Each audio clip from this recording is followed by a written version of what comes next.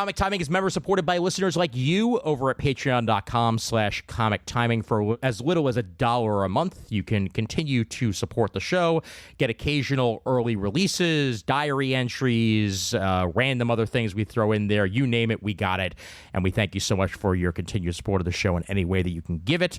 I'd also like to thank the last nameless David, Sean Lynn, and Timothy Riffenberg for being our latest patrons over at patreon.com/comic timing. Thank you very much for your continued support, however you give it. And now for something completely different, Mr. Murdo. I'm Canadian, ex-Secret Service, mutant, X-Man.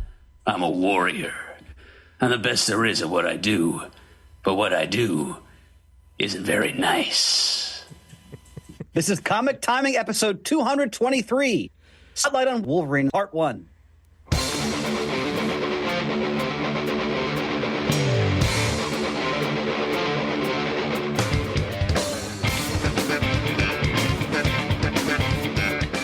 Hey there, folks. My name's Ian Levinstein, and welcome to episode 223 of Comic Timing.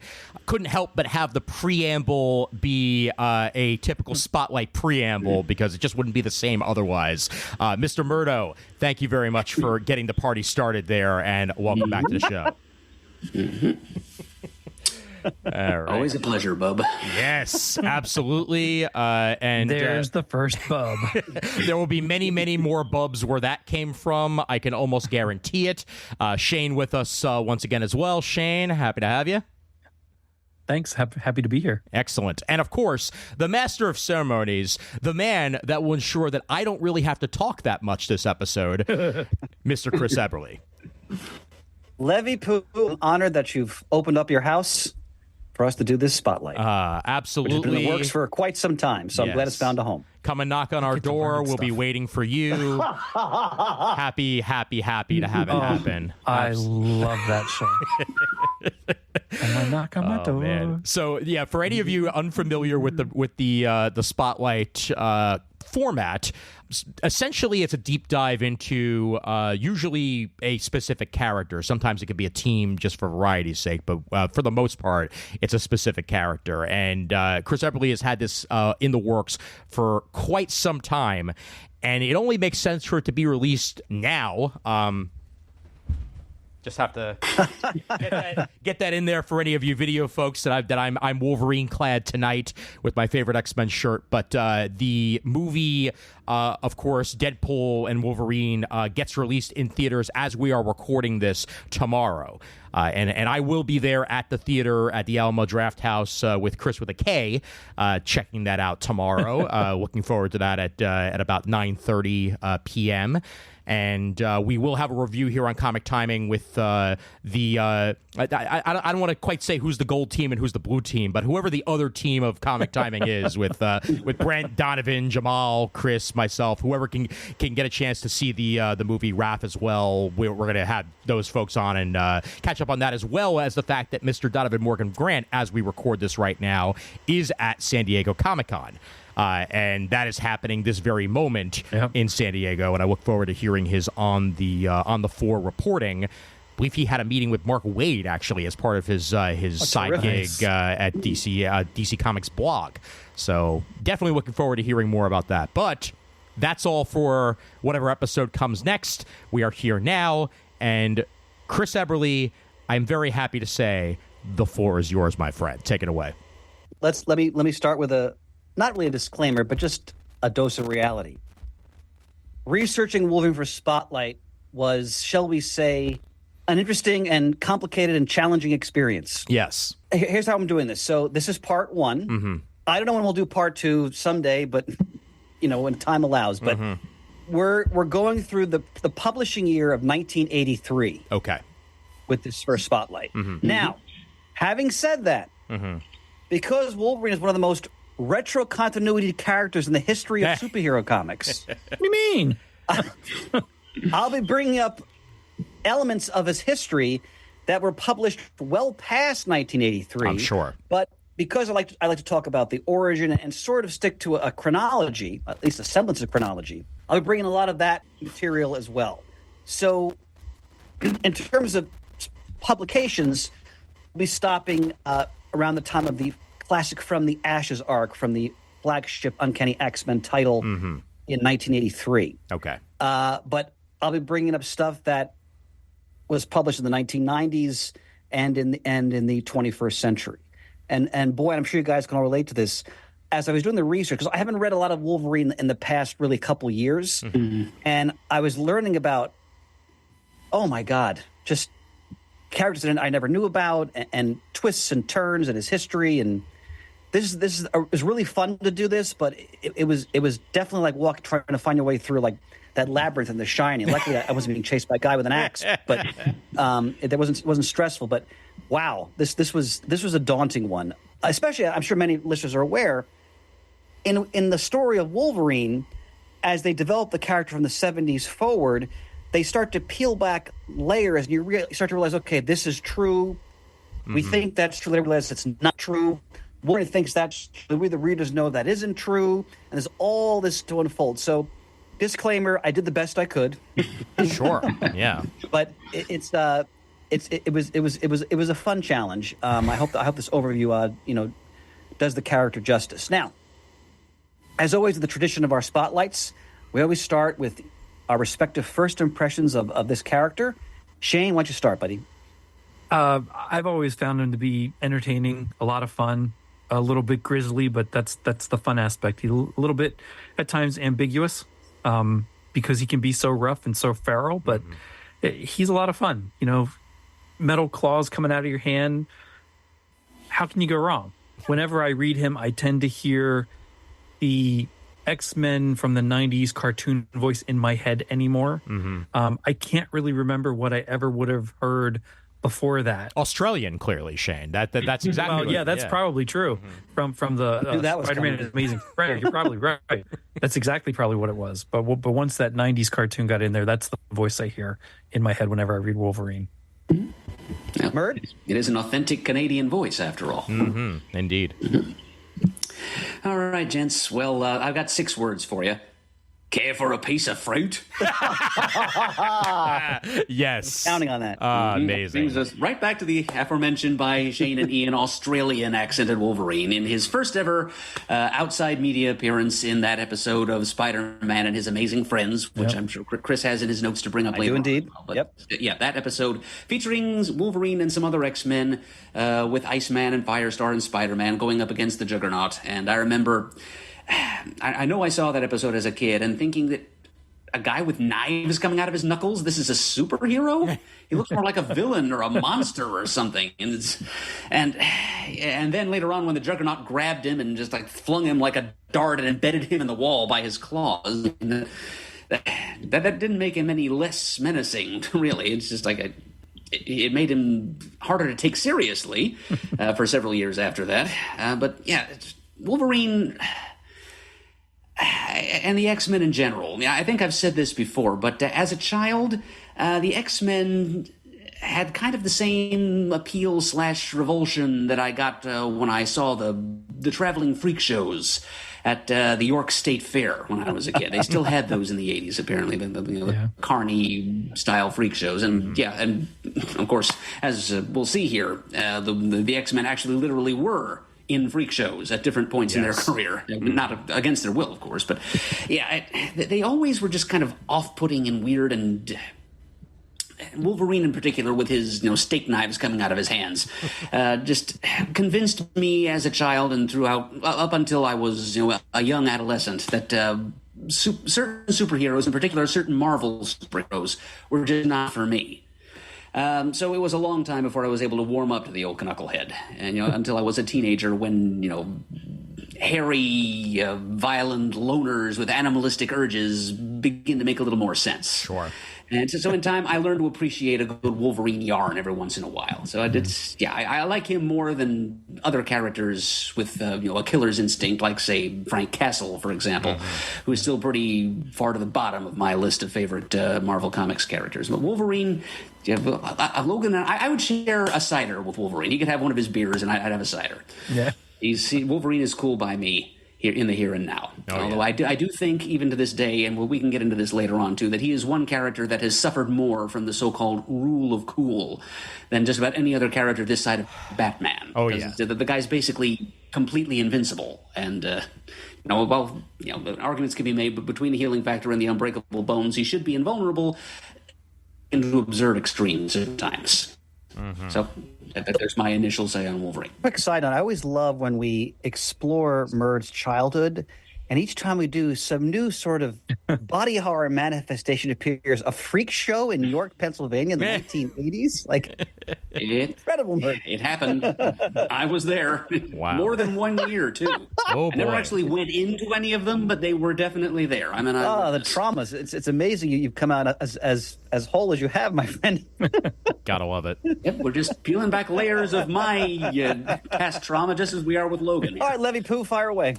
All right. So the character of Wolverine for me, he's everywhere. He is quite literally everywhere, because the way that in earlier days of Marvel lore, you'd have Spider-Man show up as a guest star in order to make the sales of a book jump. And to this point, it is still the case. For a solid, I'd say, through the 70s and 80s and even into the 90s, that was Wolverine. Wolverine would somehow show up in your book. It didn't matter what type of book it was. It doesn't matter whether or not it made sense. Wolverine was there. And eventually, past this part one that we're talking about, there was even a book called Wolverine and the X-Men, because for quite some time, when you thought X-Men, you thought Wolverine. Whether or not he was your favorite character or not, Wolverine was usually front and center. He usually wasn't the leader of the X-Men. That would fall on Cyclops, Storm, sometimes even Nightcrawler, like depending on the day of the week. But Wolverine was that cool, brute character, the guy who didn't give a damn, the guy who would do what he had to do in order to ensure that the team continued to be the team. That bad things didn't happen. He would go in there and use force when necessary. But he also had that suave coolness factor to him that continues to this very day. I prefer Earth Tone Wolverine over Yellow and Black Wolverine personally. I do too. I think it actually works better for even the camouflage nature of the character, because a lot of the times he is trying to sneak up on people. It's very hard to sneak up on people when you're wearing yellow. It's just not in the nature of there. When you're blending into the earth and you have earth tones, it's a lot easier to do. But both costumes have their time in the sun. I associate Wolverine with the X-Men more with the yellow. I associate Wolverine more on his own with the earth tones.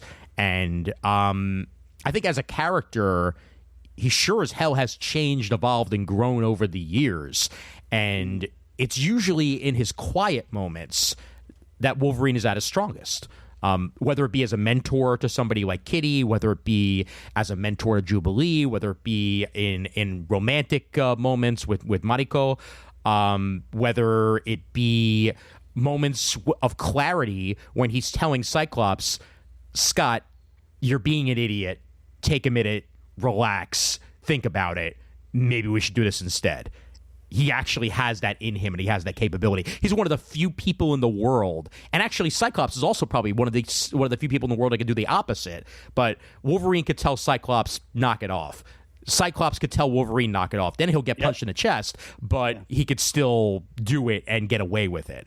But definitely a much more complicated character than I guarantee you anybody ever thought he would be when he was introduced in Incredible Hulk back in the day. Really a tentpole of the Marvel Universe in so many different ways. Magnificent, sir. All right, so for me, I go back to 1981. Mm-hmm. Okay. So this is prior to me discovering comic shops. And I'm sure Shane can relate to this. In the 80s, my parents would grab random comic books off spinner racks in convenience stores and pharmacies and whatnot.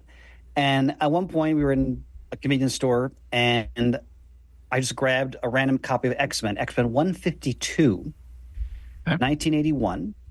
And At this point, I knew who the X-Men were. I had Son of Origin, so I had read the Silver Age Origin. I had not read Dark Phoenix Saga yet, for example.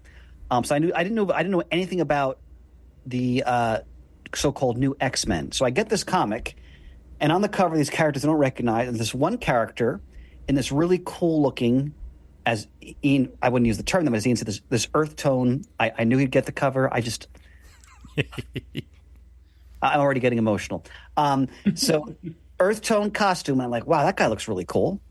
And so 1981, so I was 8. So I start reading the book, and if you're an 8-year-old and there's a guy running around with claws coming out of his hands, someone like myself who was already into war stories and all that, I was automatically enthralled. And over the next couple year or so, I would get other random issues with Wolverine in them. Then I got the Dark Phoenix Saga trade paperback, one of Marvel's early trade paperbacks reprinting a classic story. And, of course, there he had his yellow costume on. Automatically, I favored the Earth Tone one too, Ian.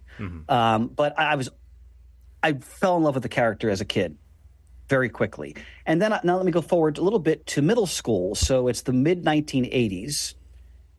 And my parents buy me this, which was a trade paperback reprinting the Claremont Miller. Is it Rubenstein or Rubenstein, the inker? Does anybody know?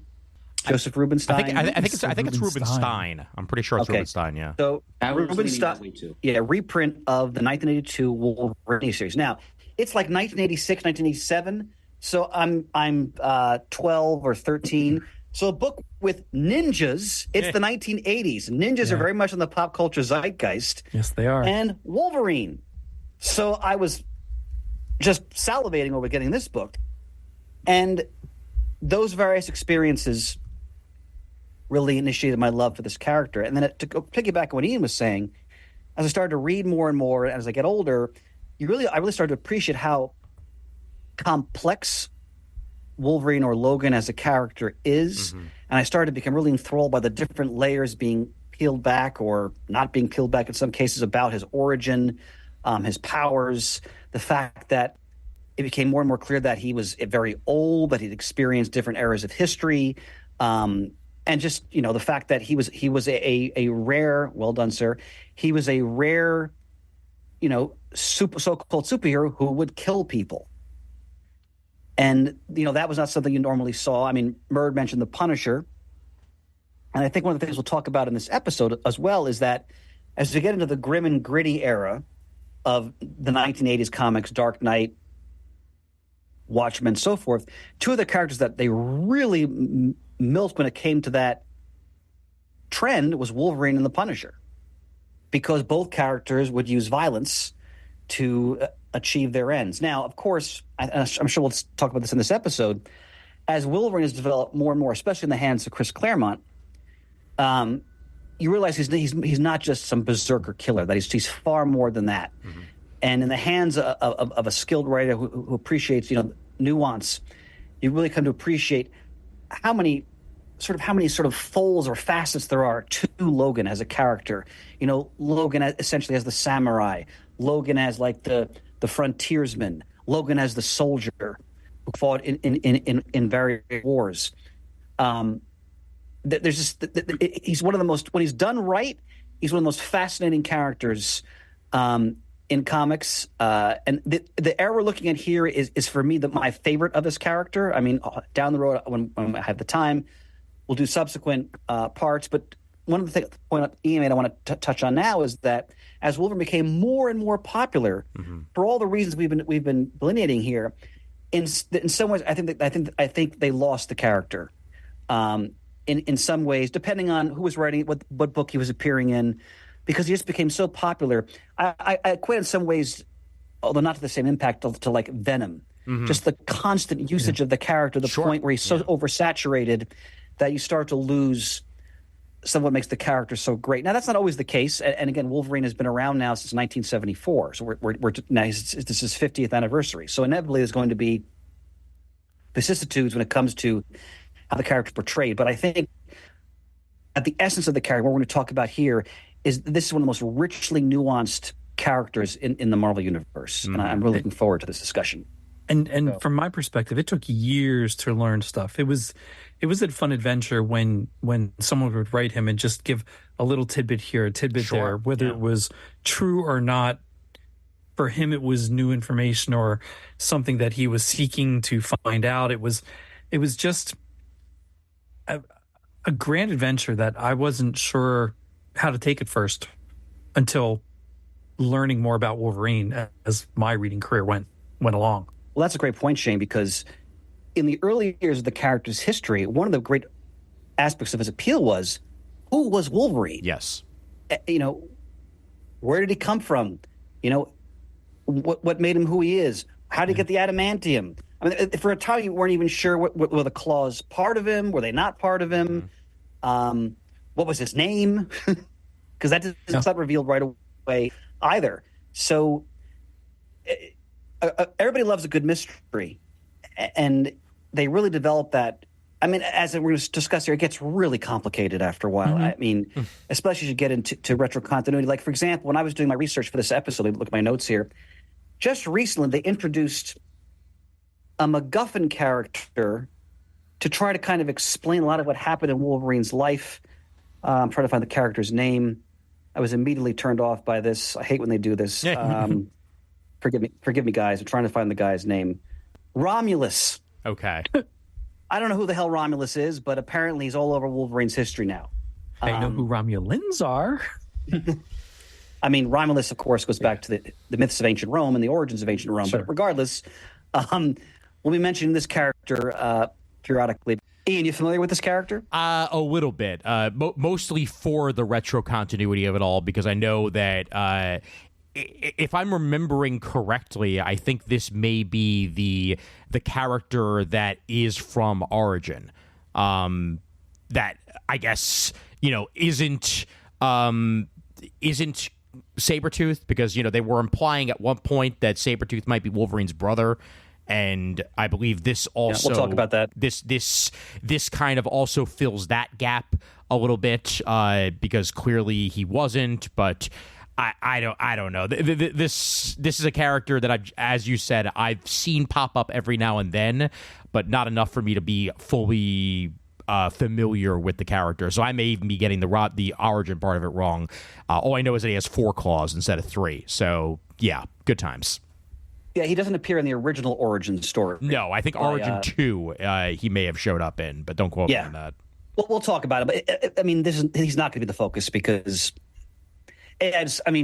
personal prejudice, I find stuff like that just stupid, number one. Yep. And number two, I just think the stories we're looking at are so well done.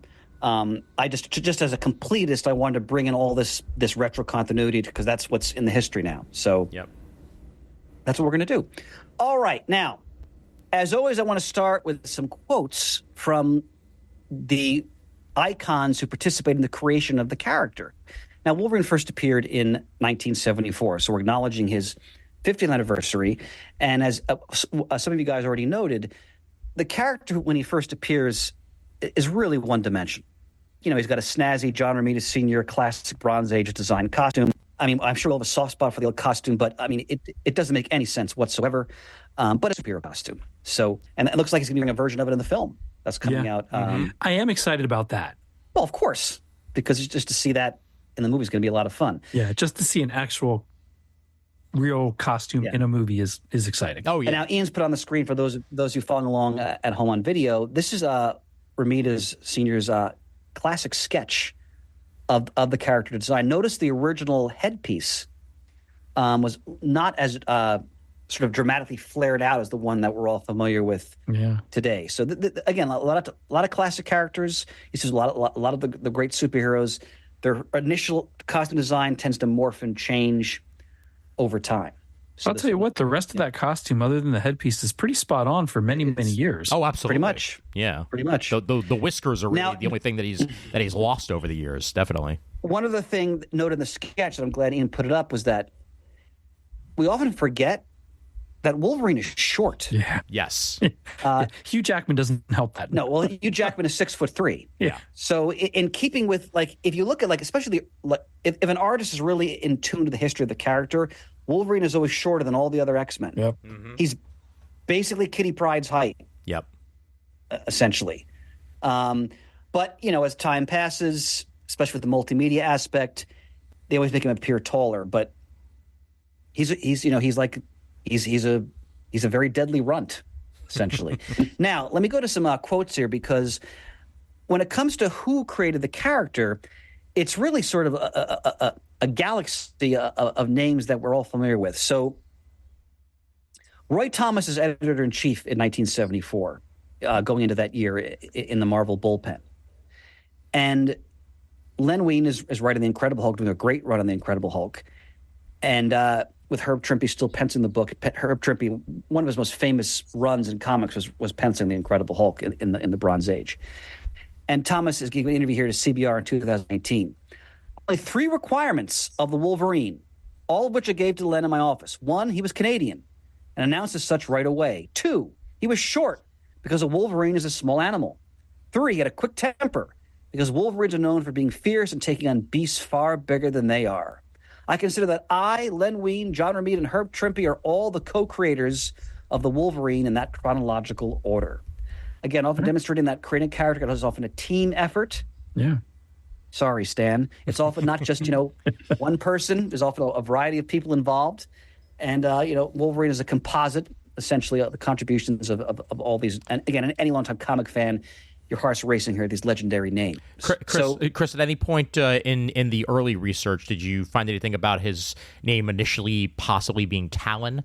Because I know they've since tried to utilize that code name for Laura Kinney, a.k.a. X-23, I believe, because that was one of the original, bandied about code names for Wolverine before they settled on Wolverine. Honey, I didn't find that. I did find that they were considering calling him Badger. That doesn't sound right. Initially, No. I think, although Badger later became an independent character in the 1980s. Yep, Mike Barron. But Yep. no, I didn't hear Talon, though. So thank you for contributing that. Yep. No worries. So I here's just can't see Badger coming across the screen. But Honey Badger essentially became a character because that's Laura Kinney's little sister, which was later introduced. So the younger clone of Wolverine is Honey Badger. So yes, Marvel baby, Marvel. Enough said. Here's the late, great Len Wein giving his views in the PBS documentary Superheroes Never-Ending Battle from 2013. Oh, it's such a great documentary. Indeed. I think from my perspective, what makes Wolverine so attractive is the unpredictability. The belief that he doesn't give a damn about anybody but himself and spends his whole life proving that's not true. That's a great point Wein is making there, because the surface character of Wolverine is very one-dimensional. Berserker fury, crazed, unpredictable. How can you control him? But in the hands of skilled writers, they peel back those layers. There's so much more to the character that's going on. And I think they start to establish that really relatively quickly in the X-Men, because they establish that Wolverine is in love with Jean Grey. Mm-hmm. And that's established relatively early in the Bronze Age run. So kudos to Claremont and Cockrum Byrne, the artists working with Claremont. They really started to establish pretty quickly this guy is more than just someone who's just there to hack and slash things and drink beer and say bub. So which are all fun parts of his persona, don't get me wrong, but I think what gives the character the staying power over, again, 50 years is that they've just done so much more with him. So again, like if I go back to when I was a 12-year-old kid, oh cool, he's fighting ninjas, he's got claws.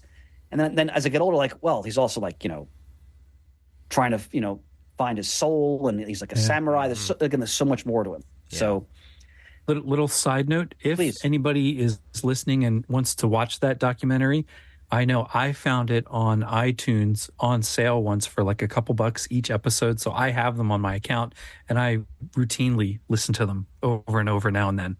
So it's a fantastic documentary. Shane, the master of multimedia. Once again, that's PBS documentary Superheroes: A Never-Ending Battle, 2013.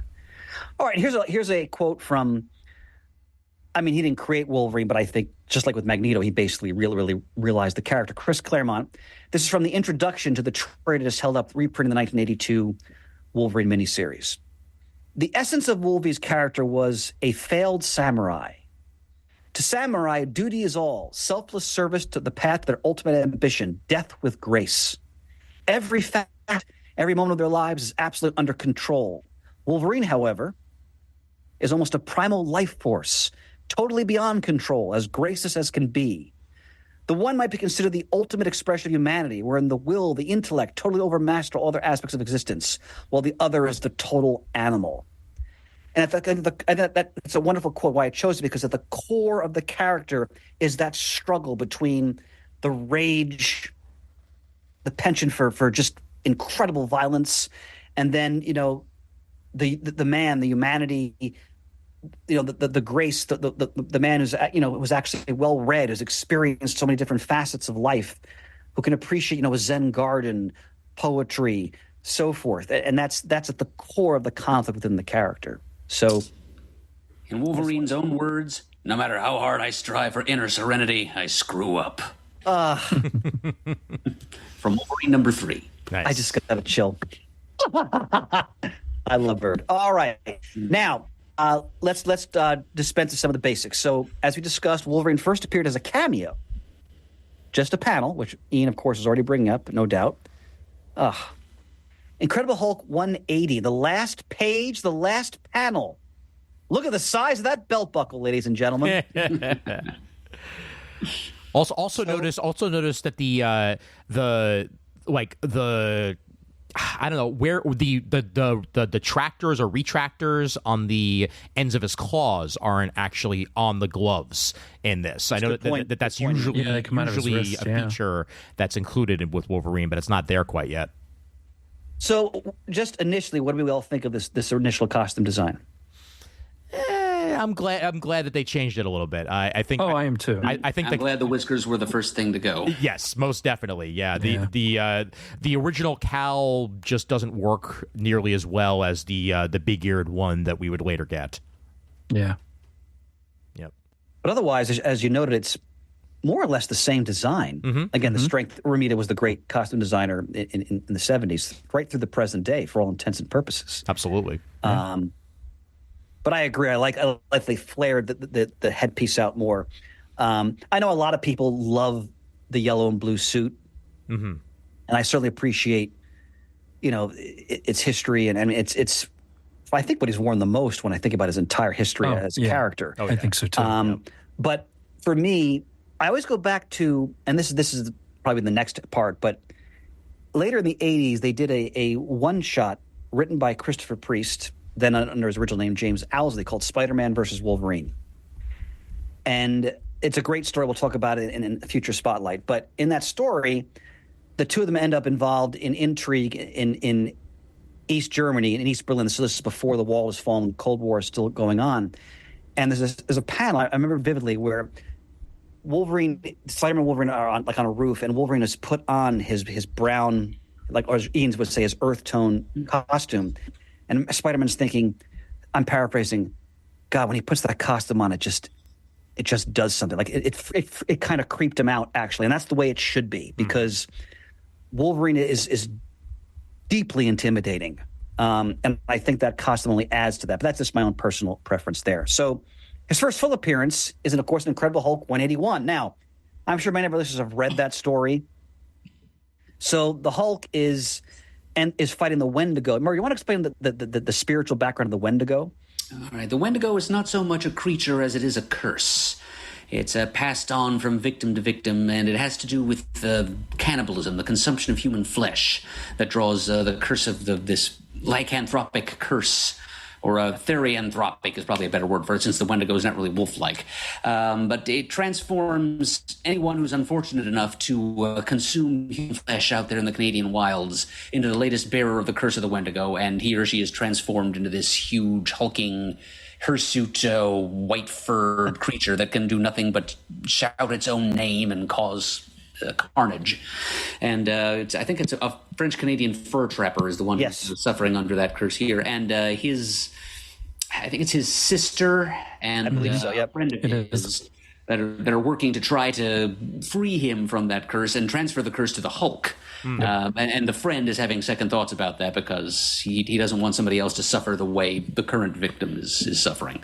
And in the end, it is the friend who ends up taking the Wendigo curse onto himself instead. But in the meantime, he's in love with the sister, so he sacrifices himself, basically. You have to give her brother back. Yep. Sorry, Murray, go ahead. I didn't mean to cut you off there. No, I was pretty much done. But while I've got the floor, I would also like to mention that in that little cameo in Hulk number 180, before Wolverine even appeared on panel, the words "Weapon X" were uttered. Yeah, and that's true. Ooh, yeah. Good point, Murray. And at the very beginning. Well done. So we should note that Wolverine is in the employ of the Canadian government at this time, and he's sent in to pursue the two behemoths who are locked in battle. So Wolverine, I mean, this is an ongoing Hulk story. This is the Len Wein, Herb Trimpe run on Hulk, which is fantastic. Anybody who loves the Incredible Hulk, I'm sure you've read, or if you haven't, you definitely read a lot of his Bronze Age stuff. First, the Roy Thomas, Herb Trimpe, then the Len Wein, Herb Trimpe. Herb Trimpe had penciled the Hulk for quite a long time. Jack Abel on the inking, Christy Shield coloring, the legendary Artie Simic on lettering. So I think it's fair to say that Wolverine's kind of a one and done character here. He appears very briefly in 182, like a panel or two, is sort of like as a follow-up to what had happened in 181, and that's it. Then you don't see him again.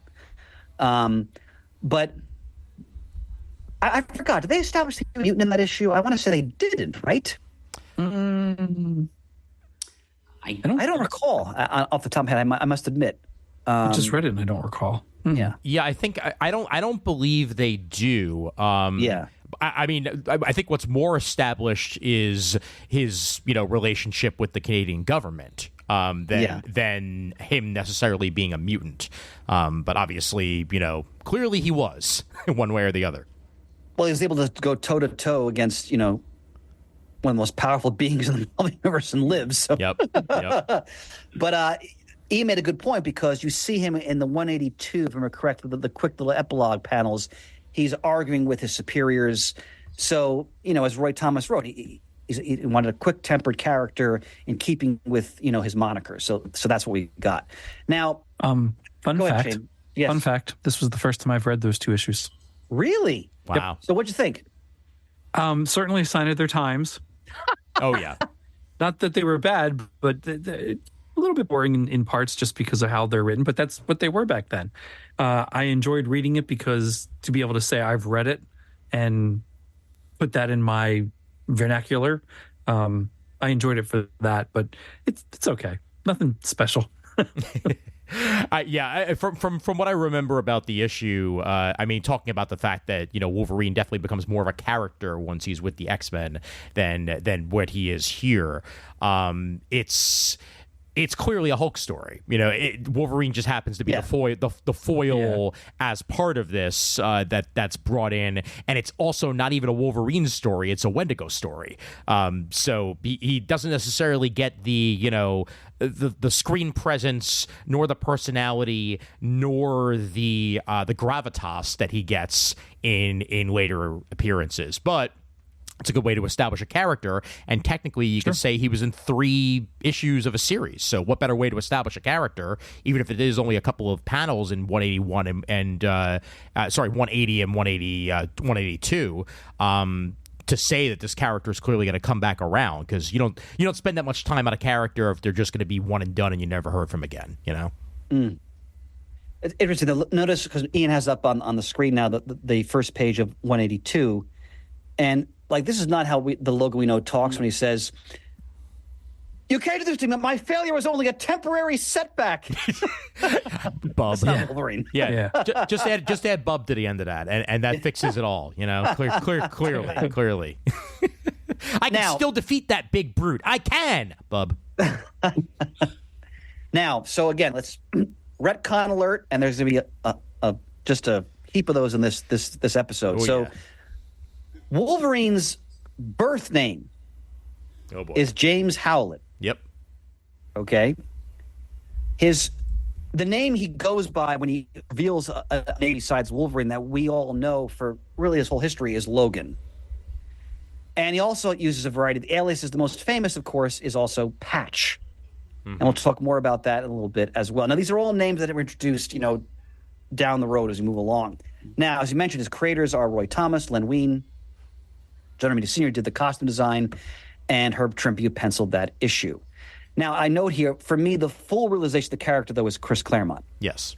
In my opinion, when he got his hands on the character, similar to when he got his hands on Magneto, he really starts to flesh out, because again, he wrote the X-Men for 15 years, the character we all know and love today. So as so many of the X-Men characters and their villains, when it comes to the characters we know and love, a lot of it is really Chris Claremont. So we should also point out that, and I remember reading this in some of the history, that Thomas was being encouraged to try to come up with characters that would further break into the Canadian readers market. So we talk about like Giant Size X-Men #1, which came out in 1975. So a year later, they purposely created characters from different parts of the world. Nightcrawler's German. Storm is, I believe, Kenyan, if I remember correctly. I don't know how they make comics in the Soviet Union, but anyway, Colossus was Russian. Sunfire, Japanese, so forth and so on. So Wolverine was part of that effort to, sort of create a multinational galaxy of characters here. Now, I look at my notes. So apparently, based on the history I read, they did briefly consider the name Badger for the character, Shane. There you go. So It's just weird. I'm reading here, a badger connotes annoyance, while a wolverine attacks larger animals despite its small size. It is solitary with a reputation for ferocity, which very much is in keeping with the character. So, I'd be annoyed if they called him Badger. Oh yeah. I mean, again, not to cast aspersions on Mike Iron's creation, the character Badger, but I'm also glad they selected Wolverine. Yeah, very much so. 100%. Now, one of the key contributions Len Wein made to the character, he wanted the claws made from adamantium. Mm-hmm. Now, adamantium first appeared all the way back in 1969 in the Silver Age in Avengers #66, written by Roy Thomas. So again, Roy Thomas's fingerprints are all over the early stages of a lot of these characters, a lot of these concepts. But again, early on, the idea was that his claws would be adamantium. So, they don't go into the skeleton yet in those early stories or anything like that. That's going to come later. But the claws. Now, obviously, I would imagine if you're a reader in 1974, you assume those claws are in his gloves. Mm-hmm. Yeah. Right? Yeah. I mean, that's probably what people thought. And then a little bit later on, they're going to reveal that's actually not the case. Okay, now let's just do a good overview of his powers and his abilities. So, and it says here, in the comics, Wolverine's height is 5'3". Oh, I think Romita Sr. wrote 5'5". And they actually downgraded that to 5'3". Yep. So if you go on Marvel Wiki, they say it's 5'3". I'll give you a sense of scale to people at home. So like Tom Cruise, great action star, he's 5'7". So 5'3" or 5'5", depending on give or take. Now Hugh Jackman, as Shane noted, is 6'3". Yep. So now. Does the height matter to you guys, or do you think it doesn't matter at this point? What do you It guys doesn't think? anymore. It used to, 30 years ago. When back then, of course, also in my head it was Australian accent. Sure. So I almost spat out my Fanta. things progress. So I am used to it. A big part of that is because of the X-Men movies and Hugh Jackman. I don't know that every artist in the last 20 years even keeps up with, he's only 5'3". I think everybody really draws him bigger than what he's intended to be anymore. Whenever Disney gets around to casting the next, whenever the X-Men are fully folded into the MCU, I'm fully expecting that they will cast somebody who's closer to 5'3" in height. Yes. I would agree. Why do you think that, Murd? Just to better represent the vertically challenged community. Let's put it Gotcha. that way. Yeah. And for that matter, at least, like, from my perspective, Marvel is no longer afraid to have their comic book characters be the comic book characters for the most part. When it comes to the movies, when it initially started, in fact, an article just came out that basically confirmed everything that we always thought about those initial X-Men movies. That the entire reason why they have black spandex, black leather. Yeah. Thank you. Is because of the Matrix movies. There's no other reason. outside of the fact that the Matrix just came out. They're like, well, clearly they have to have black leather. And that's they were going to put Superman in black leather around the same time for crying out. Yes, they were. Yeah. But this day and age, that's no longer a problem. People can wear their superhero costumes and people can look like they do in the comics. So I could very, very easily see, maybe not 5'3", maybe they'll get somebody Tom Cruise's height, for example. He'll still be shorter than Ryan Reynolds and everybody else because everybody's 5'10" or 5'11". And it'll be closer to what it is in the comics. And in movie world, the perspective also lends itself to make someone look smaller, taller than what they are anyway, too. Yeah. Depending on how they shoot it and what they really costume them in and things that are around them. So you could possibly have a 5'5", 5'7" actor, but they're going to look a little bit shorter than that. Yeah, I just found you're just killing in the producer's chair this episode, man. Yeah, I just found the classic Marvel size chart for comparison, and just to see how much shorter Wolverine is than his fellow X-Men and fellow Marvel characters in general, just for comparison's sake. So yeah, get somebody who's 5'5", at least 5'4" at the tallest, and that'll make me happy. Come the MCU. Now, I have to look for that. That's a great picture. As the illustrations note, Wolverine is short, but he's incredibly powerful in terms of his musculature, his stockiness. Even though he's short, he's an incredibly intimidating physical presence. Mm-hmm. I mean, just how broad-shouldered he is. I mean, again, this is a stone killer in many ways. So the physicality reflects that. Now, what's often forgotten, and this isn't always captured in the comics as well, depending on who's drawing it, he has canine-like teeth. Yeah, I don't know that's that I ever really noticed that in my reading. Sometimes you see it on occasion. It's some of the older books I think about over the years. But if you go to the wiki file on the character, the dossier, so to speak, they emphasize he has animal-like teeth, for example. Of course, the most famous aspect is the 3-foot-long retractable bone claws. Yes. Right? But that's retconned, right? Yes. That wasn't always the case. Mm-hmm. So they have established that was part of his mutation, that he has these bone claws. And then, of course, they are stored in his forearms. And, of course, when he's part of the Weapon X program, as many listeners no doubt know, they're then covered in the adamantium. Now, this, of course, then ties into his accelerated healing power, which is the other, or healing factor, which is the other part of his mutation. Because every time Wolverine pops his claws, that causes injuries to his hands. And you have to assume it's painful, but the healing factor automatically heals those openings. So it's important to note the healing factor does not actually shield Wolverine from pain. That he feels when he's shot, stabbed, blown up, run over, take your pick. I mean, he feels it all. I mean, in the classic Logan miniseries, I think it's by Brian K. Vaughan, he survives a nuclear explosion. So, that's what I mentioned earlier, the abuses of the rule of cool, where the characters... powers and a drop of blood. That actually happened once. He regenerated from a drop of blood. I believe this was during Mark Guggenheim's run on the character. It was explained that it was some sort of weird, deal with the devil thing or coming back from hell or something. I don't know, but either way, I'm glad it's never happened again, because that is an abuse of a healing factor. You cannot survive. That was more recently, wasn't it? That was more recent, but more recent equals like 2004 or something like that. Oh, okay. So yeah, that was definitely not too long ago. I will say I always appreciated in the first X-Men movie where I think it's Rogue asking him about the claws popping out and says something about, well, doesn't it hurt? And he's like, every time. And you can hear the pain in his voice the way Hugh Jackman delivered the line. So I appreciated that aspect of the character being put into the movie even at that time. In what was that, 99? Yep. To 2000. 2000? Right? Mm-hmm. Yeah. Yep, 2000. I can remember if it was 99 or 2000. Yep. Oh, look at this schematic you got up here. Oh, Levy poo. Yep, that's it. This is. If I was there, I'd give you a big wet kiss right on the cheek. All right. So the healing factor. All right. So if Logan is drugged, toxins. Like we've seen stories where everybody's poisoned, but he recovers faster than everybody else, for example. Any kind of physical injury, diseases.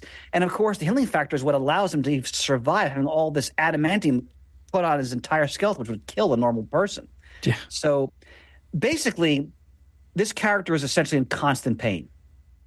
I think it's fair to say that, his very existence, I mean, the healing factor, is trying to always keep up with all that he's dealing with. And the fact that he has this incredibly powerful metal bonded to his entire skeleton, only way he can survive that is because he has the healing factor. So now the healing factor also is what we assume is why he has this incredibly long lifespan. Mm-hmm. So one of the fun things for me as a reader about Wolverine's origin is how long has he been alive and how many eras of history has he experienced? The only part of that dreadful Wolverine Origins movie I liked, Shay knows where I'm going, was the opening sequence. They showed him going through different elements of history. Mm-hmm. That was fantastic. Like the Civil War, the world, like that was great. Then went all downhill from there, ladies and gentlemen. Yep, it sure did. Poor Ryan Reynolds. But he did right by that movie. Yes, he did. Deadpool. Yes, he did. Yeah. He found redemption. Yeah, sure did. Yep. But that again, we know now from Origin. I'm holding up the trade of that miniseries that Wolverine's been alive since the late 19th century. So he's experienced a tremendous amount of history. Been directly involved in a lot of key events, some of which we'll talk about as we move through this episode. But the healing factor is the key. I mean, his speed, his strength, his stamina, agility, everything's enhanced by this healing factor. The fact that he can confront the Hulk, right? We've all seen the classic Peter David Todd McFarlane issue where he's fighting the Gray Hulk, and we've all seen that cover. And he can actually hurt the Hulk because his claws can actually pierce the Hulk's gamma radiated hide, essentially. So even though Wolverine, is, pint-sized, so to speak, incredibly dangerous, and he can pretty much take on virtually anyone. And, putting aside the ridiculous blood of drop example Ian gave, he ultimately can walk away, often in terrible shape, but he can walk away. Now, the other key element of his mutation, again, he's like the perfect warrior and hunter, is his senses. There's many stories I've all read where Wolverine can track pretty much anybody, through their smell. Once he gets your scent, he knows he can follow you anywhere. His hearing. Wolverine can see at night like a predator. Basically, his mutations created like the perfect killing machine, essentially, and the perfect hunter. So all these facets make him just one of the deadliest beings in the Marvel universe when it comes just simply to combat, essentially. Now, let's talk about the Berserker Rage. Oh boy.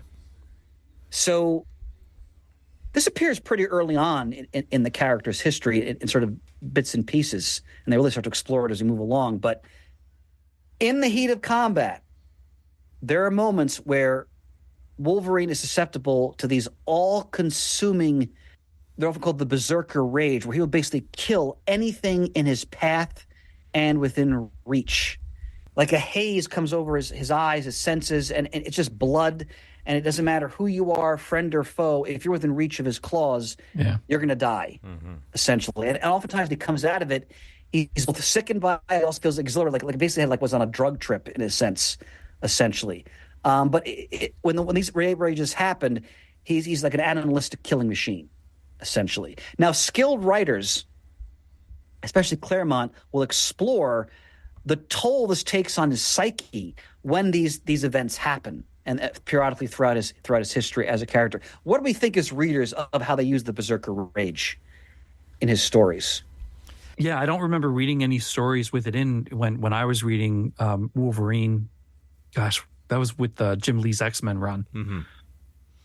Yeah. Well, that makes sense because a lot of the times there's a Berserker Rage in stories before that era. Yeah, and I just never read a whole lot of that. Yeah. Yeah, it's happened since significantly, especially in his own series.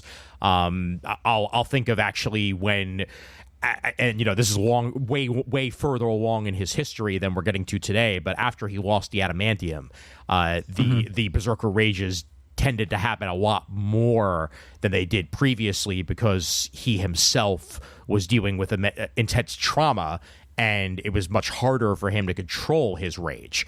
So he was essentially going feral. But I think well, yeah, eventually he lost his nose. It's a long story. We'll get there some other day. But he literally regressed into something resembling the part ape, part Neanderthal. Yep, that's right. With a bandana on his head. The do-rag. God. But I forgot about that. Yeah, that was not his best moment. But what I will say is that before that is that the Berserker Rage was used to excellent effect in his own series, and when it would happen in the X-Men, because as you said, Chris, he would then have to deal with the ramifications of it happening, even if at the time it was for quote unquote good purpose of trying to save people that he loved or whatnot. But if he's reached that point, it's very hard to control him. For example, to piggyback on Ian's point, in the Wolverine miniseries we'll talk about later, the Claremont Miller Rubenstein series, there's a scene where he dispatches brutally a horde of assassins. He doesn't realize Mariko is watching him, and she is horrified. Yeah. And she runs away from him because she'd never seen him do that before. So again, in the hands of a skilled creative team, it really gives them the option to really explore, the price for his abilities. The fact that if the world's most addicted cigarette smoker, oh, I'm so happy I got to smoke a cigarette again. Then afterwards, you're like, oh God, what did I just do? Right, and that's a much more benign example of what we're talking about here. But it's like there's almost like an addictive quality when that occurs. Like in the Wolverine story I just mentioned, he says something like, "I feel sick, I feel great." Yeah, and then he sees her face. Great art by Miller Rubenstein, and her eyes are agog in horror, essentially. So first time I read that too. We'll get to that later. So look forward to your reaction. Now. So, as we noted, because the healing factor, Wolverine's been alive, it's been established in origin since the late 19th century. Wolverine has fought in so many wars and been involved in so many conflicts. He's one of the most adept sort of warriors walking the earth in his time period, because he just has centuries of martial experience to draw from. In the First World War, the Spanish Civil War, the Second World War, the Cold War, you name it, as a soldier, as an espionage agent, as an assassin, special operations, he's done it all. So again, extremely dangerous individual. He's had samurai training, ninjutsu, all kinds of different martial arts. The master, I think it's pronounced Ogun, who we'll talk about, who trained him in Japan for a period of time. He's featured in the Kitty Pryde Wolverine miniseries later in the 1980s. So Wolverine's just his realm of experience, espionage, covert operations, the battlefield. And again, that's what was great about that Wolverine Origins movie. They kind of showed you elements of that as they moved from one era to the next. It's so key to understanding what makes the character so deadly, essentially. Go ahead, James. Question. So, as we know, Wolverine did not remember everything about him. Yes. Right. Does he now know everything that he's lived through? Yes. Okay. I believe now he does. Yes. All his memories are unlocked. He can remember everything that ever happened. Essentially, post House of M. From House of M. Exactly. Okay. Yeah. I couldn't remember. Post House of M, because the whole point of House of M is that people were supposed to get, quote unquote, everything they ever wanted, which is why when House of M is occurring, Logan's literally the only one who remembers what happened, because all he's ever wanted to do is remember his past. Well, now he literally remembers everything. And that includes, I believe that also does include the fact that he still has some implanted memories that kind of makes it a little bit hard to distinguish what's real and what's not sometimes. But the important stuff he 100% remembers now, his own name, how long he's been around, that sort of stuff. And the implants also make it challenging to research the character. Oh my God, yes. Yes. Yeah. And again, for much of the character's history, and it was part of the fun as a reader, he didn't know everything, so we didn't know everything, or they'd reveal little snatches of things, as we're going to get to. So, for example, because of his travels, Wolverine is fluent in Japanese, Russian, Spanish, French, German, and Blackfoot Indian. So, for example, Classic One Uncanny X-Men 118. Here's one of those little tidbits they reveal. So they're in Japan. This is the classic Moses Magnum storyline, which is wonderful in that great Claremont Byrne run. And Magnum has unleashed a firestorm on one of the Japanese islands. And Logan picks up a newspaper, and Cyclops goes, I'm reading the dialogue here. You read Japanese? Wolverine, yup. Cyclops, I didn't know. Wolverine, you never asked. Mm-hmm. So, again, the terse exchange is so key character, essentially.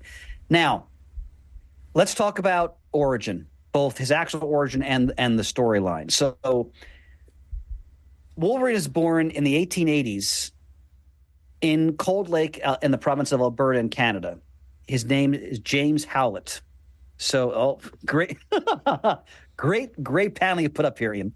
So, his mother was Elizabeth Howlett, and he was born into wealth and privilege. So, his father was a wealthy landowner, John Howlett, and his father's groundskeeper was a surly gentleman named Thomas Logan.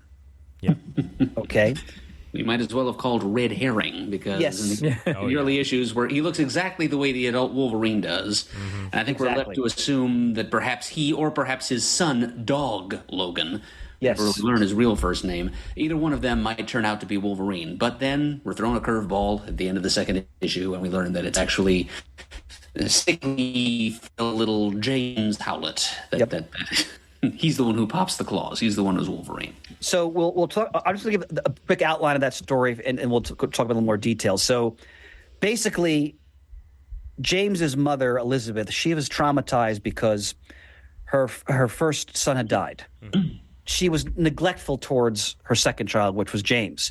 Now, growing up on the manor, so to speak, James has two companions. Now, a young woman named Rose O'Hara was basically hired. I said it kind of like as a not a maid, but a companion for Jean. I said, well put, Mert. Okay, and she's a dead ringer for Jean Grey. Of course, dead ringer. So the love for redheads starts very early on in Wolverine's history. Yep. So, and their other companion, as Bird mentioned, is Thomas Logan's son, who's just known as Dog, who was a more sort of rough around the edges, wild. It's like a Huckleberry Finn. Well put, Murd. Well put. Excellent, sir. Excellent. And they go on adventures, and the three of them are close. They're kids, right? They're experiencing different adventures. Yeah. Now, here's what happens. So, Thomas Logan, the groundskeeper, is a ne'er-do-well, and he and his employer, John Howlett, do not get along. Thomas Logan murders John, and this triggers James' mutation. And again, Ian has put these panels on the screen, and this is we first learn as readers, if I remember correctly, that the claws were bone; they were not adamantium. Yep. We should remind people that when this story came out, this was an enormous event in comics. Yes, although we already knew that he had bone claws from the events of when Magneto stripped him of the I'm sorry. adamantium. You're correct, sir. Thank you. Wolverine number 75. Yes. That's right. Thank you. My apologies. Yep, Fatal Attractions. Correct. Yep. There were still theories swirling, especially in my own noggin, that those bone claws he popped for the first time right after Magneto sucked the adamantium out of them. There was still the possibility that those bone claws were just like simulacra provided by his super immune system. Like it was so used to those metal inserts being there that it replaced them when they were ripped out. But it never made sense to me that there was bone in the middle of those blades coming out of his wrists, because I agree with you wholeheartedly. They're too narrow, too flat to hide bone. But still, at this point, that became canon. This is our confirmation that the claws were bone first and coated with adamantium. Indeed. Well done. And this story came out, I want to say, in 2001? Pretty close to that, yep. And I was a retailer at the time. This was enormous. I mean, people were so excited to see what was going to go on because, as Ian mentioned, we never had the, quote, full origin of Wolverine up to this point, right? We had bits and pieces, what was true, what was misdirection, all of that. So That's what this story was supposed to address. Again, it's the wonderful Paul Jenkins writing, Andy Kubert on art. I'm looking at the trade. Bill Jemas put his name first. I know he did. Yeah, yeah. On the list of creators. He's listed as plotter, even on Wikipedia. Bill Jemas plot, Paul Jenkins plot / script, Joe Quesada plot, and then artists Andy Kubert and Richard Isanov listed as the artists. Yeah. I think I remember Jemas as being the one who insisted on origin being the only word to appear on the front cover. Yes. But it's called Wolverine: Origin Ninja. Anyway, Paul Jenkins wrote the story. Okay, so Thomas Logan, if I remember correctly, I think Thomas Logan killed James's dog. I believe so. Dog killed the dog. And so that's why his father confronted Thomas Logan and kicked him off the manor. And if I remember correctly, Thomas Logan was having an affair with James's mother? I think so. Yes, it was right? strongly hinted. Yeah. I mean, it doesn't come right out and say, little James is actually Logan's son, but since then, I think it's been confirmed elsewhere that Thomas Logan is Wolverine's biological father. There's a lot going on in the story. So basically, when the bone claws pop out, James kills Thomas, so essentially kills his own father. We can infer that essentially. And he attacks and scars Dog. Now, didn't everybody think Dog was Sabretooth? Oh, of course. Oh, yeah. Of course. Right? Like, that was what we were led to believe. There was a time, I guarantee you there was a time when that was actually going to be revealed. Later on in the comics, Dog reappears as Dog Logan for a series of stories. So, and I think even those... I don't know. Those actually kind of pissed me off because, like, it was incredibly unnecessary to bring him back at that point in time. Those were stuff that was written by Frank Thierry. Great artwork by Sean Chen and Barry Windsor Smith, but the story, not so much. It had come out shortly after Origin. And, again, trying to tie things together. Is he Sabretooth? Is he not Sabretooth? Turns out he's not. And it was not worth it. Elizabeth drives James and Rose. Rose remains James's companion off the manor. She suicide. So, I mean, Wolverine's, origin is just soaked in tragedy. Mm-hmm. Oh, yeah. And they then wander Canada as cousins, James and Rose. Rose christens James Logan to hide his identity, essentially. There's an important point here. Logan, James, whoever he is, we learn that he suffers traumatic memory loss, like right after the incident back at the manor where his father died and he kills his other father and his mother shoots herself, and his mind blanks all of that out almost immediately. Rose goes to comfort him and he doesn't even know who she is. Yeah, and she later speculates because she's writing in her journal throughout this whole miniseries. It's a narrative device, and she speculates to herself maybe his mind is trying to heal itself in the same way that his body does. Maybe this is yet another extension of his healing factor. When he undergoes some intense mental or emotional trauma, his healing factor scabs over his memory and wipes the traumatized part of it clean. Interesting. So he's suffering even before Department H or the Weapon X program, whoever gets around to implanting his memories. His memories are already naturally muddled from childhood on.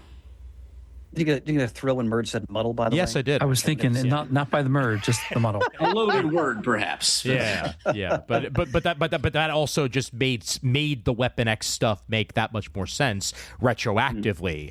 That if it happened back when he was young, it would make sense that it would also happen in such a traumatic event where you're quite literally, injecting the man with adamantium and whatnot. Like he's not going to want to remember that, so his body's not going to want him to remember that.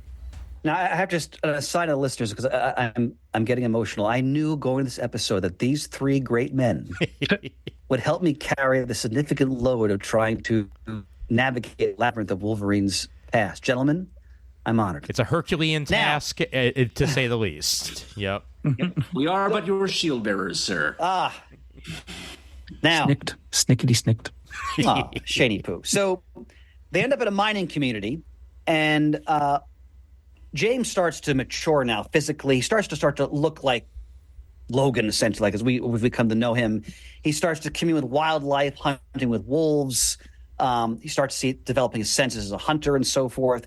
Now, Rose falls in love with, I think it's the head of the mining camp. Mm-hmm. Yep, if I remember correctly. Yeah, the foreman. Smitty. Who's a kind man. And, James obviously has feelings for her, as he will with all redheads he meets, essentially. And so he's upset about that. And Dog resurfaces, and he's fighting Dog, and Rose is accidentally impaled and slain by Logan's claws. So to go back to Mert's point about his mind shutting down, he's just killed his first love. His mind shuts down. So he becomes like the feral wolf-like Wolverine and flees off into the wilderness, essentially. So what we all think of? Have we all read Origin before this? Oh, yeah. Or no? Yeah. Okay, Yeah. so what do we think of the story in general? I have always been very satisfied with this as an origin story for Wolverine. I mean, I'd always had trepidations about any attempt that might eventually be made to fill in the blanks in Logan's past, but this one I found very satisfactory. It's just a good story, an enjoyable story to read, for one thing. It's basically a piece of Victorian literature that happens to be set in the Marvel Universe. I mean, it starts out in like Dickens, Austen, and Bronte territory, and then it takes a sharp left turn into like Bret Hart and Jack London along the way. But it's and I agree with it's kind of clever how Jenkins weaves in little bits and pieces of Wolverine lore that we know later on. Like, for example, when he arrives at the labor camp, we learn Bub, the aforementioned Smitty, and his arch rival there, the cook on the camp, who is like his nemesis there. Yep. He uses the word knucklehead a lot, so that from that we can assume that he gets knucklehead from that. And I agree with everything Adam's saying. The only thing I want to add to that is, at the same time, when it was all over, I was like, oh, well, now we know. We didn't know there was everything, a little bit of Shane. There were gaps left. Oh, yeah. By But there was Jenkins, just which was a little bit of sadness for me for that, too, because now we knew some of the answers. Well, Shane, that's the school of thought that believe that it's always better to keep him more enigmatic. Yeah. Right? But it was a great story, and it was a great event, like you had said earlier, Chris. It was very exciting and thrilling to read. What'd you think, Ian? I think I really appreciate the story origin. I do not appreciate how Marvel then tried to implement origin into Wolverine after the fact. That there was an Origins, that there was an Origin 2, that all of these things, attempted to fill gaps into Wolverine's history, when quite frankly, all we really needed was Origin. And if you're going to establish that Dog Logan is a character, just make him Sabretooth. It's staring. Yeah, I don't understand that either. It's staring you right in the face, and it actually just says to me, typical Marvel editorial edict, where that would be good, but I don't know if I necessarily want to do it. So he's another character. He's a side character. Wolverine needs more villains. Let's just give him more villains, like that, rather than just making it nice and streamlined and making that all make sense in the end.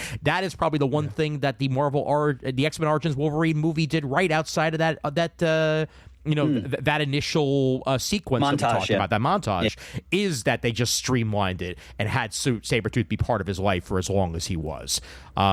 So, that I didn't love. The story itself, and especially the artwork. My God, the art is breathtaking. It is breathtaking. It is some of the best artwork of the era. One of the best uses of digital inking and washing, especially along with the colors of that era. And I love the story as a standalone. I just wish they'd implemented it a little bit better on the character. That's all. Nice page you've chosen, Ian, here, by the way. Yep. Showing James now, he's Logan, of course, so really coming to his own physically. Yep. In terms of his appearance. Now,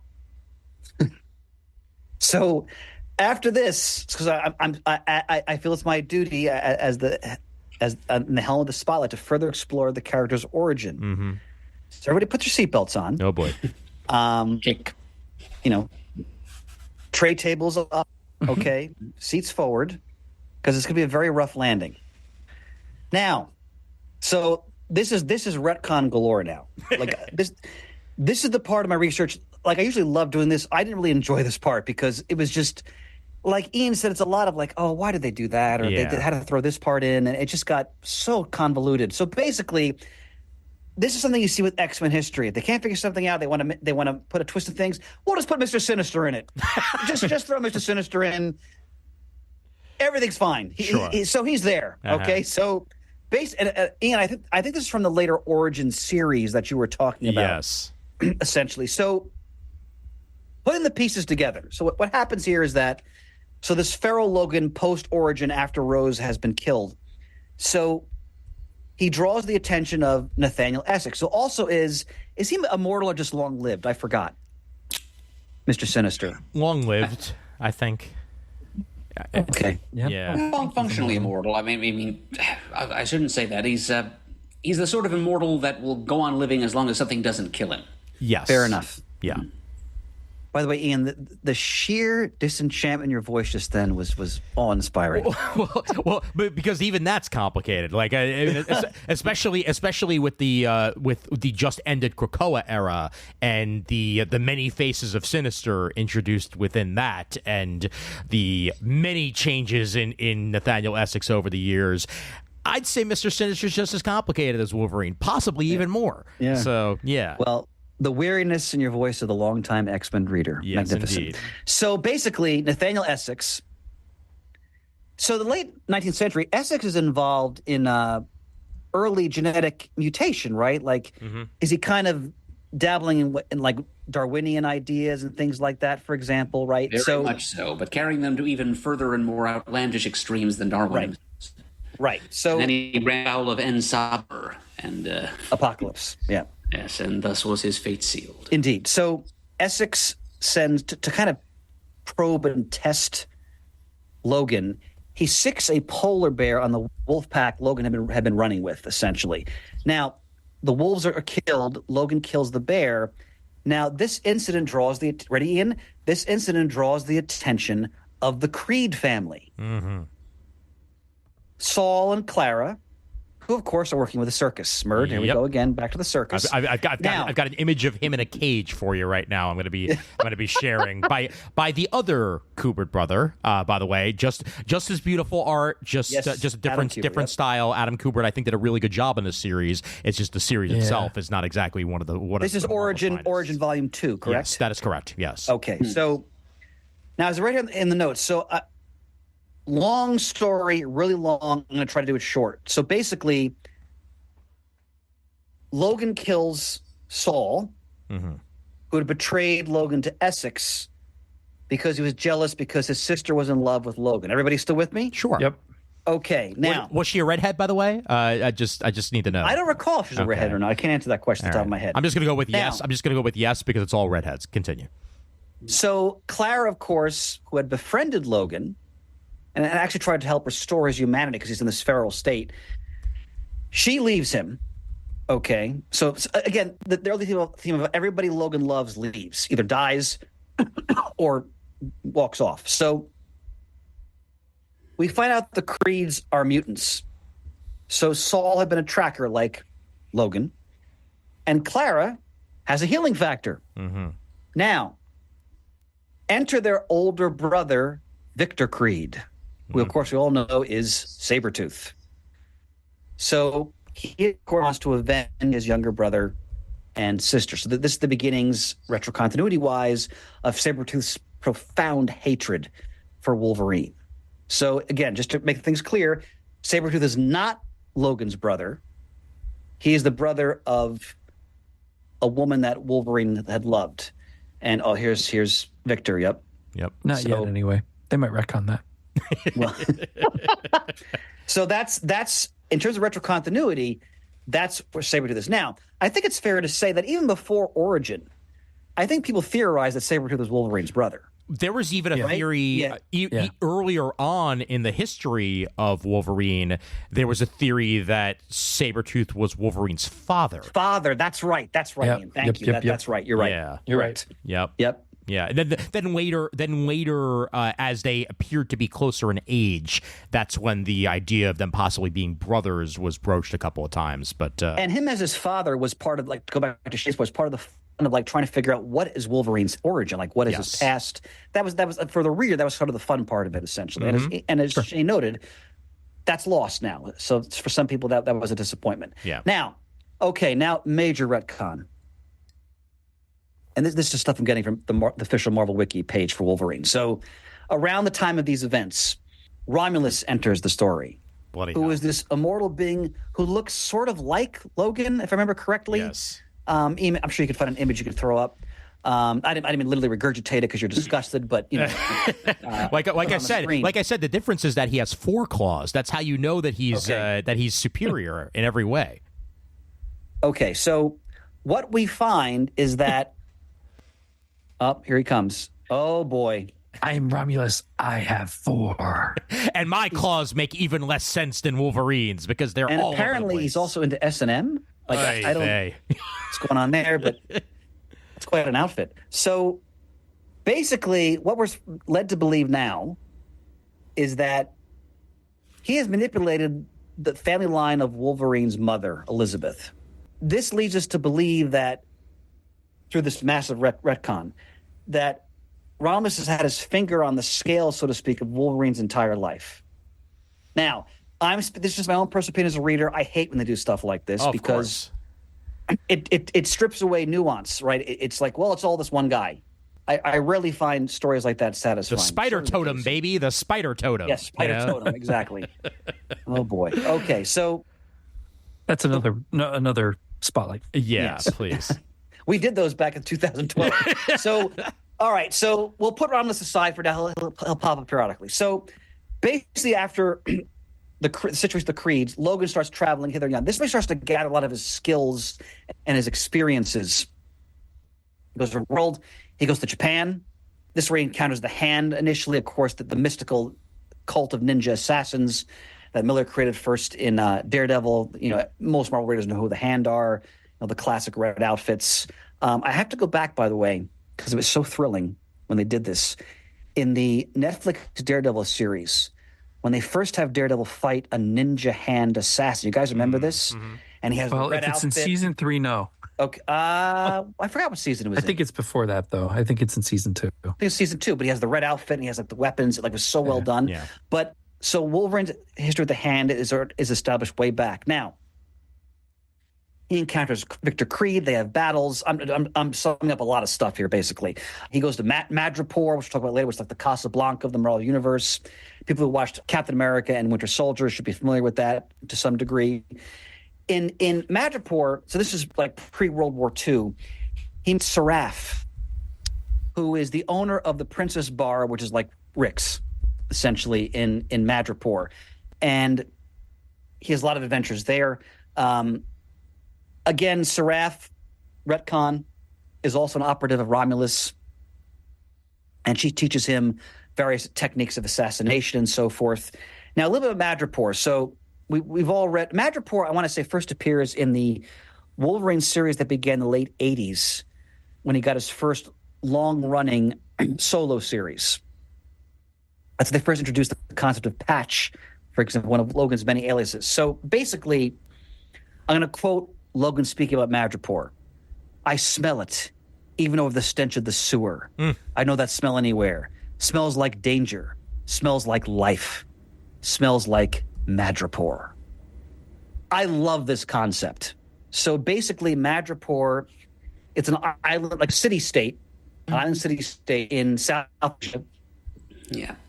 It's south of the Indonesian Strait of Malacca, southwest of Singapore in terms of Marvel geography. Mm-hmm. It's a principality. Basically, you have Hightown, which is where all the wealthy elite live, and they kind of showed that in the Captain America, the Falcon Winter Soldier series. Mm-hmm. And then you have the crime-ridden, impoverished Lowtown.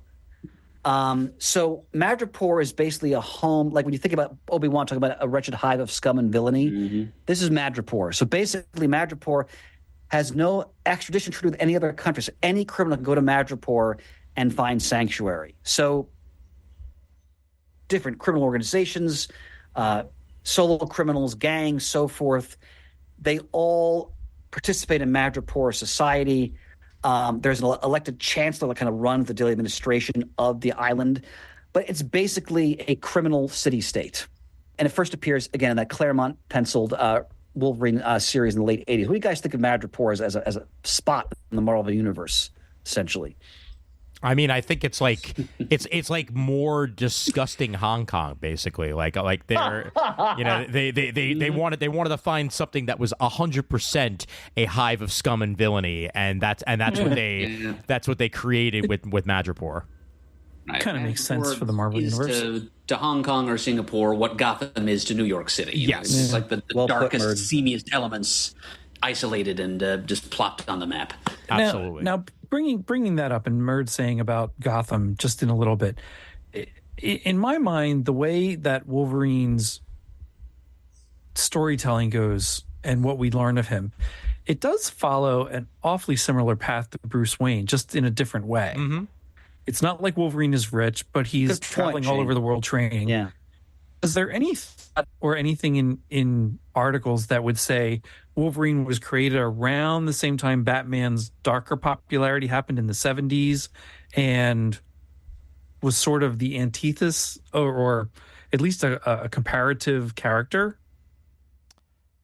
My gut feeling is that they hadn't really thought of any of that yet. Mm-hmm. And it kind of, I think in Claremont's hands, they started to gradually develop all of that. But you make a great point, though, because when you think about the Bruce Wayne parallel, that really goes to the origin story where he's born into great wealth and he also experiences terrible family tragedy. Yeah. It just goes in a different direction. Yep. Like he has no Alfred.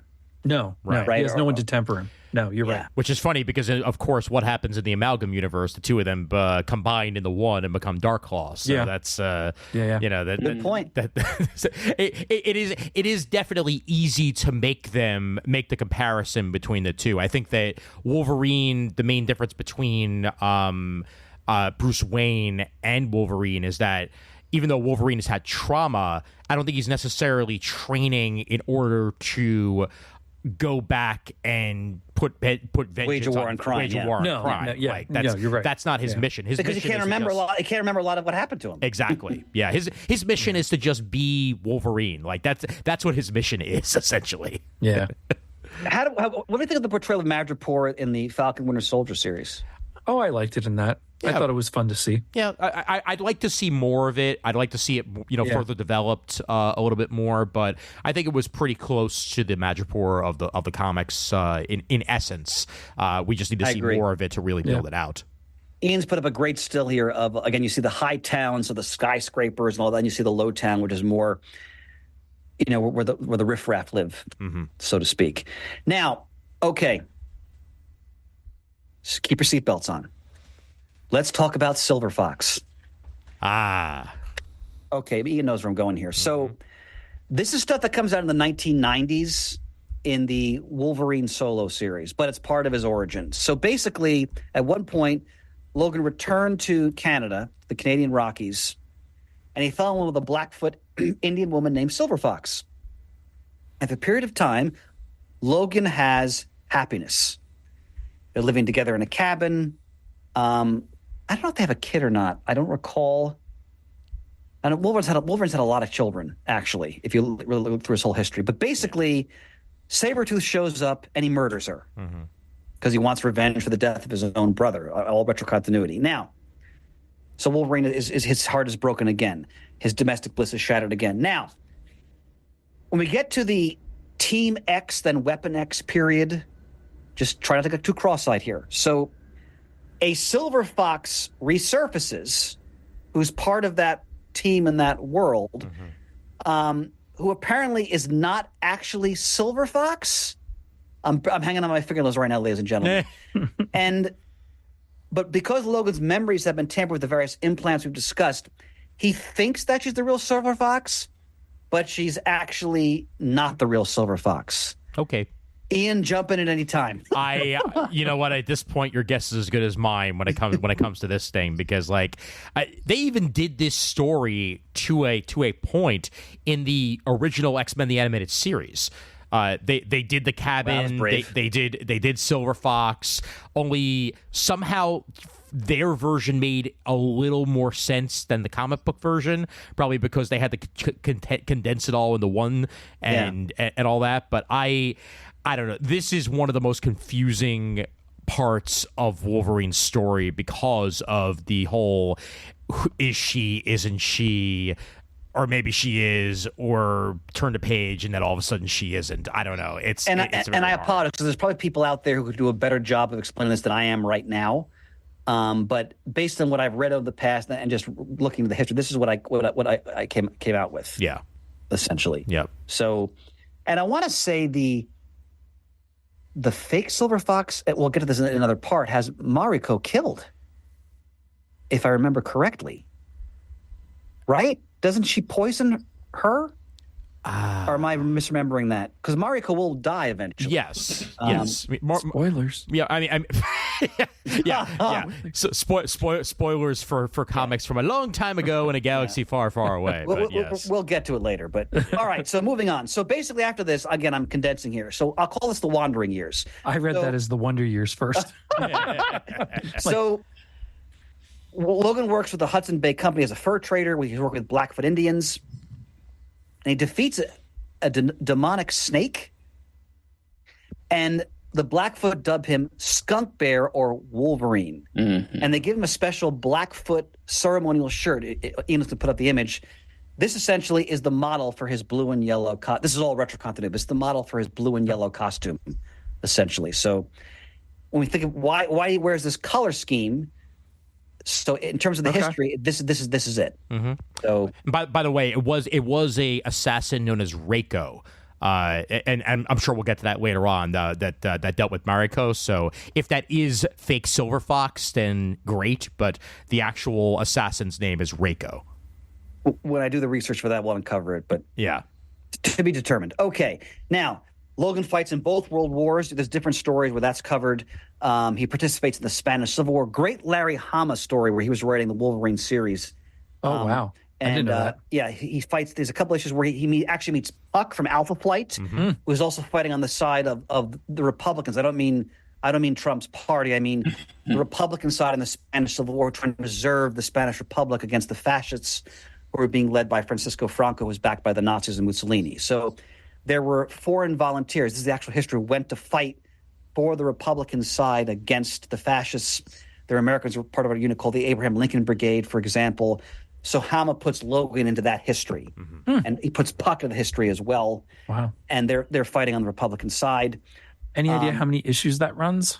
It's just a couple. I want to say it's in the 30s of that series. Yeah. In terms of issue numbers. I didn't realize that. Hama did have a very long run on Wolverine, so but it is definitely part of that initial like 30 or 40 that he was on. Yeah, they're really good. I recommend them. So forgive me, I don't have the issues in front of me. So after World War I, this is also from the Origin 2 or whatever, one of those series.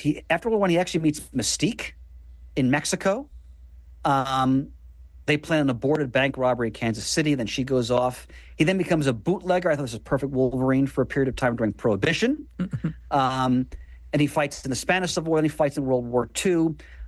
He's a Canadian paratrooper on D-Day. He's also chucked for a period of time to the Sobibor concentration camp as well. So he experiences that. Wolverine, his history is so extensive. And again, if you have a good writer that can really play with that history and extract new stories that just putting in different circumstances. I mean, the Logan miniseries by Brian K. Vaughan is wonderful, for example. That's where they take Logan to Japan. So in these adventures, again, all retro content, I mentioned he meets Puck, Eugene Judd. Issues 35 and 36, by the way, it looks like that was, with Hama on the writing and Silvestri on the artwork. Now, what were they again? What were the issues? 35 and 36 of the original Wolverine run. Yep. Now, let's pause for a minute. Let's pause. I'm filled with emotion because Ian Levinstein, once again, is the producer extraordinaire. You hear, ladies and gentlemen, producer extraordinaire. Now, so in this period, he meets Natasha Romanoff, who will become the Black Widow. Blade, apparently, which I didn't know about.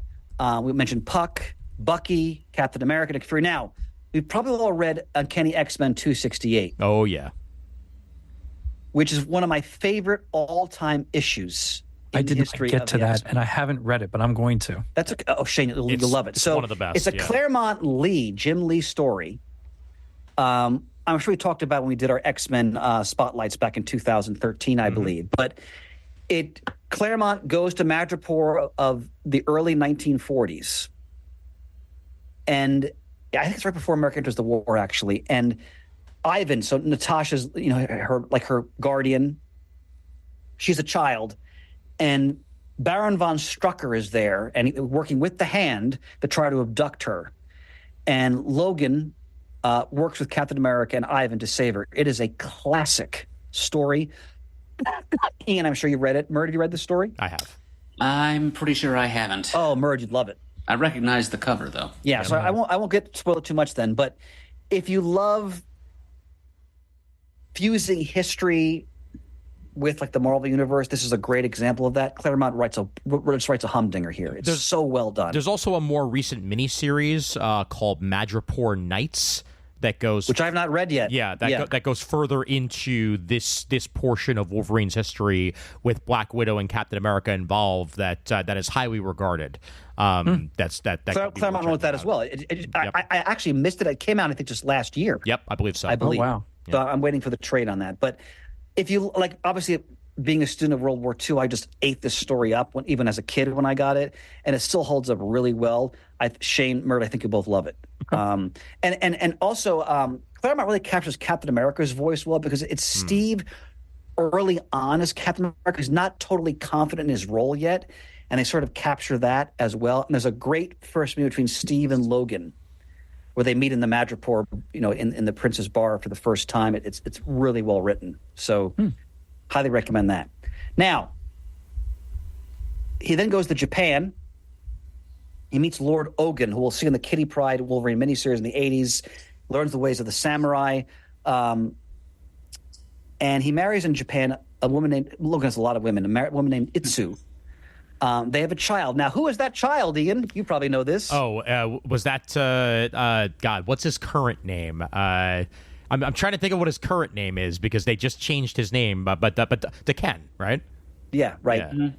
Yep. Which means mongrel. Yes, which is why they're not calling him Ken anymore. By the way, Now I'll have to look up what the current name for him is. Yeah, and he becomes Dark Wolverine much later on. Yes, right. Akihiro is his real name, and at one point he became Helverine, but that's a whole other situation. Sure. So anyway, basically, retro country again. Itsu is murdered by Winter Soldier on Romulus's orders. So that character appears yet again. Mm-hmm. Now, I note parenthetically, due to his long lifespan, Logan has many children. Yes. Probably more to be revealed down the road as we move along. Okay. And clones. So eventually, go ahead. I said and clones. Like the man has everything. He really, really does. Now, so let's fast forward to the 1960s. Logan returns to Canada. He joins the Joint U.S.-Canadian Weapon X program. He joins the CIA's Team X, which is a Black Ops covert action team. He is working with Sabretooth. I guess I don't remember why they're able to coexist, but maybe he's forgotten that Sabretooth is the person who attacked him in the past. Yep. I'm guessing. The fake Silver Fox is there. We all remember the character Maverick from the 1990s. Absolutely. You want to say anything about Maverick, Murd? Huh? You want to say anything about Maverick, or?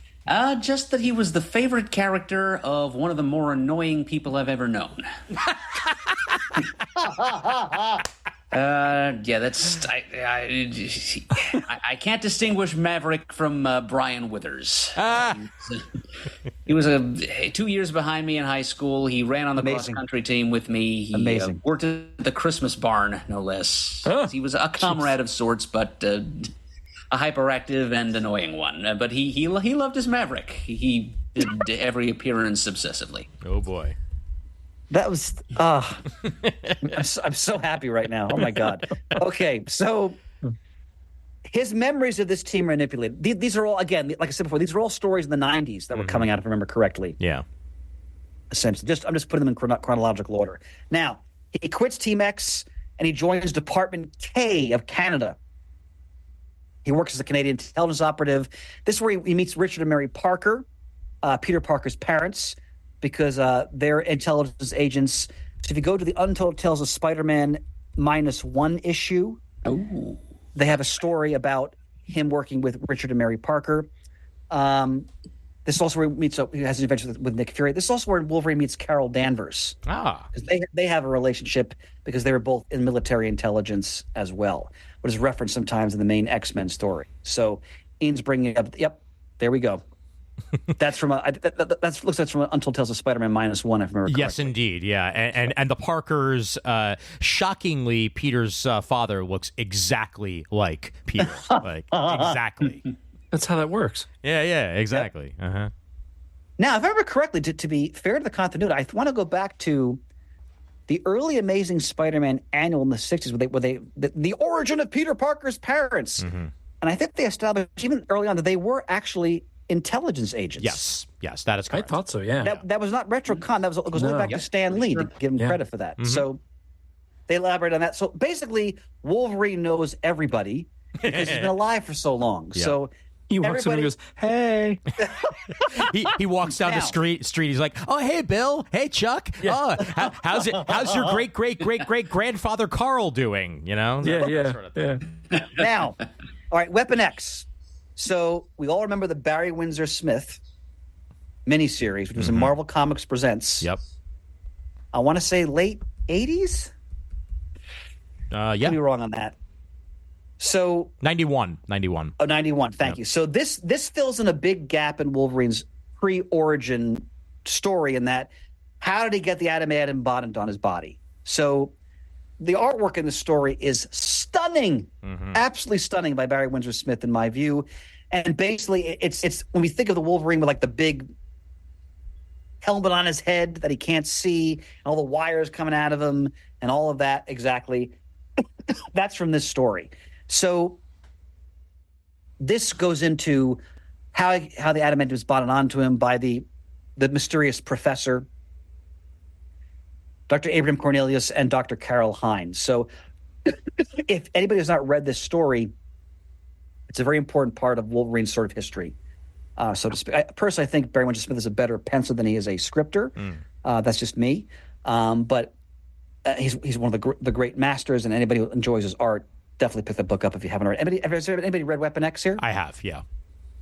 Ian, what do you think? I love it for what it is. I will agree with you that the artwork's a little stronger than the story, but it's integral Wolverine reading just to get how the adamantium got on him in the first place. As you said, the image of him with the headset is an image that's set in time and has been used in so many different versions of the character over the years, whether it be the movies. They even put Hugh Jackman into it for one scene, if I remember correctly. They did, yes. I think in X-Men Origin, actually no, I think it was X2, if I remember correctly. I thought it was the X-Men.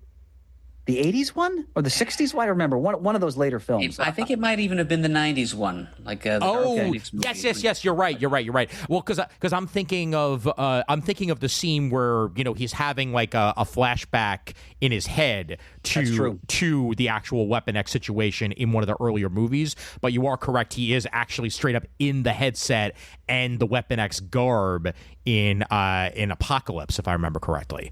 As like a last minute guest appearance. Yeah, so blink you'll miss it cameo. Oh, absolutely. So obviously, being the bonding adamantium to him is an incredibly painful experience. Drives him completely out of his mind.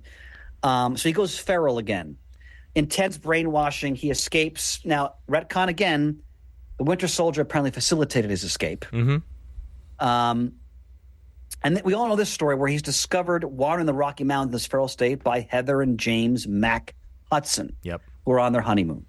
Okay, now this brings us into like the more established sort of Bronze Age continuity that starts to begin with the X-Men stories. So the Hudsons help him regain his senses.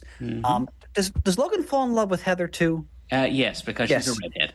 Okay, I thought so. Oh yeah. All right. So as many listeners know, of course, James and Heather become the founders of Alpha Flight.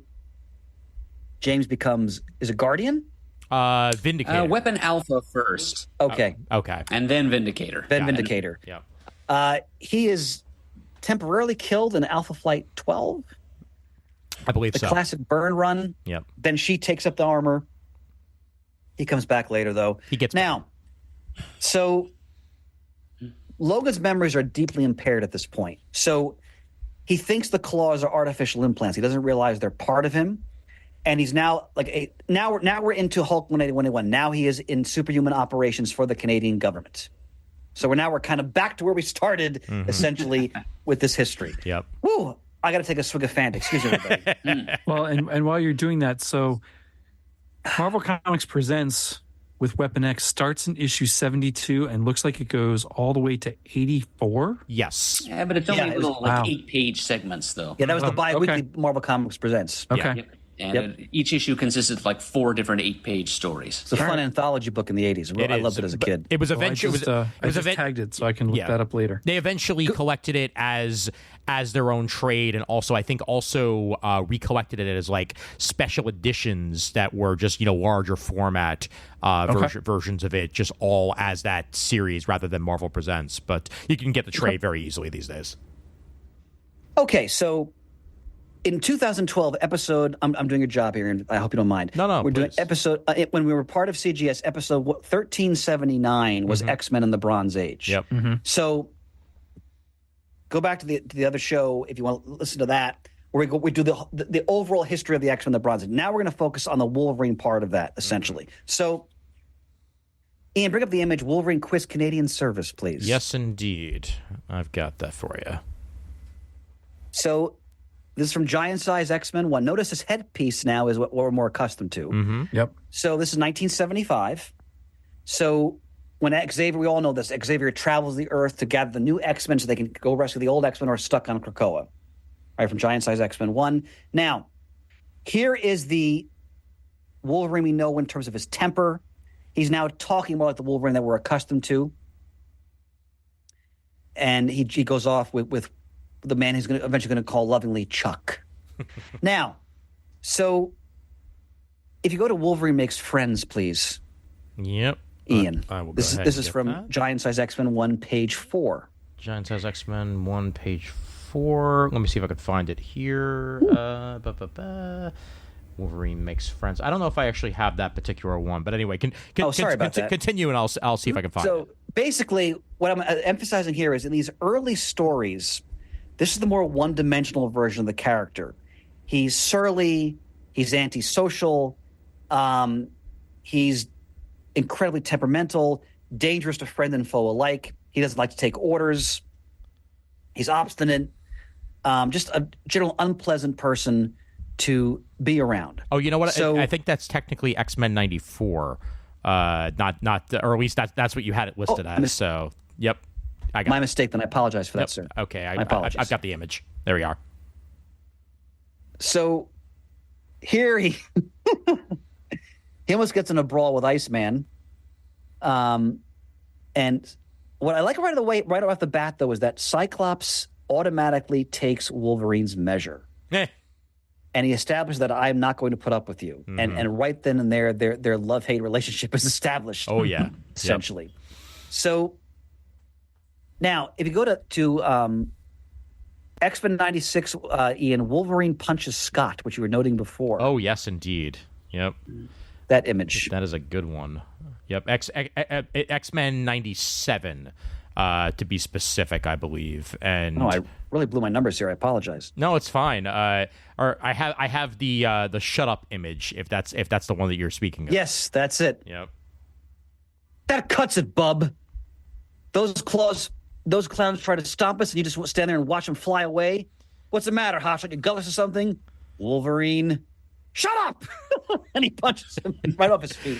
You know, I think a really good leader is always the one that deals with his subordinates by literally punching them. I think that's just absolutely the way you want to treat with just people on your team. That All right, Ian, but let's show evolution. Uh-huh. Go to the Wolverine Scott image, please, which is a little later on in the series. Yep, I see that. Got it. This is the burn period. Uh-huh. So this is the classic Proteus story. I'm Cyclops now. We have to know who Mutant X is, what his powers are, strengths, weaknesses, needs, how he thinks and feels. Could be the difference between victory or defeat, life or death. You know I'm right, Wolverine. I know, but I don't have to like it. And he cuts the table with his claws. What's interesting here is that Wolverine begrudgingly acknowledged that Scott is the leader. Yes. And he will do what he says. Yeah. So I've always loved the dynamic. It's fantastic. Absolutely. Yeah. Now, so issued X-Men 96, Wolverine nearly slashes Kurt for laughing at him during training. You see this often in the early appearance of the character where it's almost like he's going to explode any moment in any circumstance, even with his own friends and allies. So, Murray, do you have a comment on that? Well, just for the first couple of issues of the all-new, all-different X-Men, Thunderbird was kind of cast in the role of Team Hothead. But when he bought the farm in issue number 95... Yeah, Logan kind of instantly steps into that role on the team. That might be one reason why Thunderbird didn't last longer than he did, because he was a little bit redundant. And they only really needed one irascible, uncooperative, antisocial team member. And so Wolverine got to kind of inherit the hothead role in addition to his other negative personality traits. Indeed. Yeah. But to Claremont's credit, very quickly, he starts to dig into this character a bit. For example, I have from X-Men 98, like many of you have seen the classic splash page. It's Christmas in New York City, and the X-Men have gathered to celebrate the holiday. I think they're at Rockefeller Center. Yep. If I remember correctly. And Jean Grey is trying to get everybody in the spirit of the holidays, and she asks, Wolverine, what are you going to do? And he says, what about me, Miss Grey? I got no use for Christmas. And he kind of goes off by himself. So that brooding loner. Now, in that same issue, they reveal that his claws are part of him because they're captured by the Sentinels. Many listeners have read these stories. And when he breaks free, because he doesn't have his costume on, he's just in street clothes, and the claws extend from his hands, his knuckles, and he breaks free. Now, I'm reading here from Claremont in back issue number 4. Dave said Len thought Dave meaning Cockman said Len thought the claws were in the gloves, and he and I both agreed. Why? If they're in the gloves, then anybody could wear the gloves, Claremont told back issue number 4. We needed something that made him a mutant, something that made him unique. The claws are obviously artificial. If the claws are part of the glove, what made him a mutant? The reduction of the equation was what makes him a mutant is the healing factor. But if he has a healing factor, what about the claws? Let's make the claws part of him. The healing factor enables him to survive with the claws. Dave and I thought, this is cool, we'll run with it. So, again, how things develop on the fly, things evolve, they morph. But again, it's the mark of a great creative team. They saw an opportunity, they took it in a direction that was much more satisfying, I think, for the readers.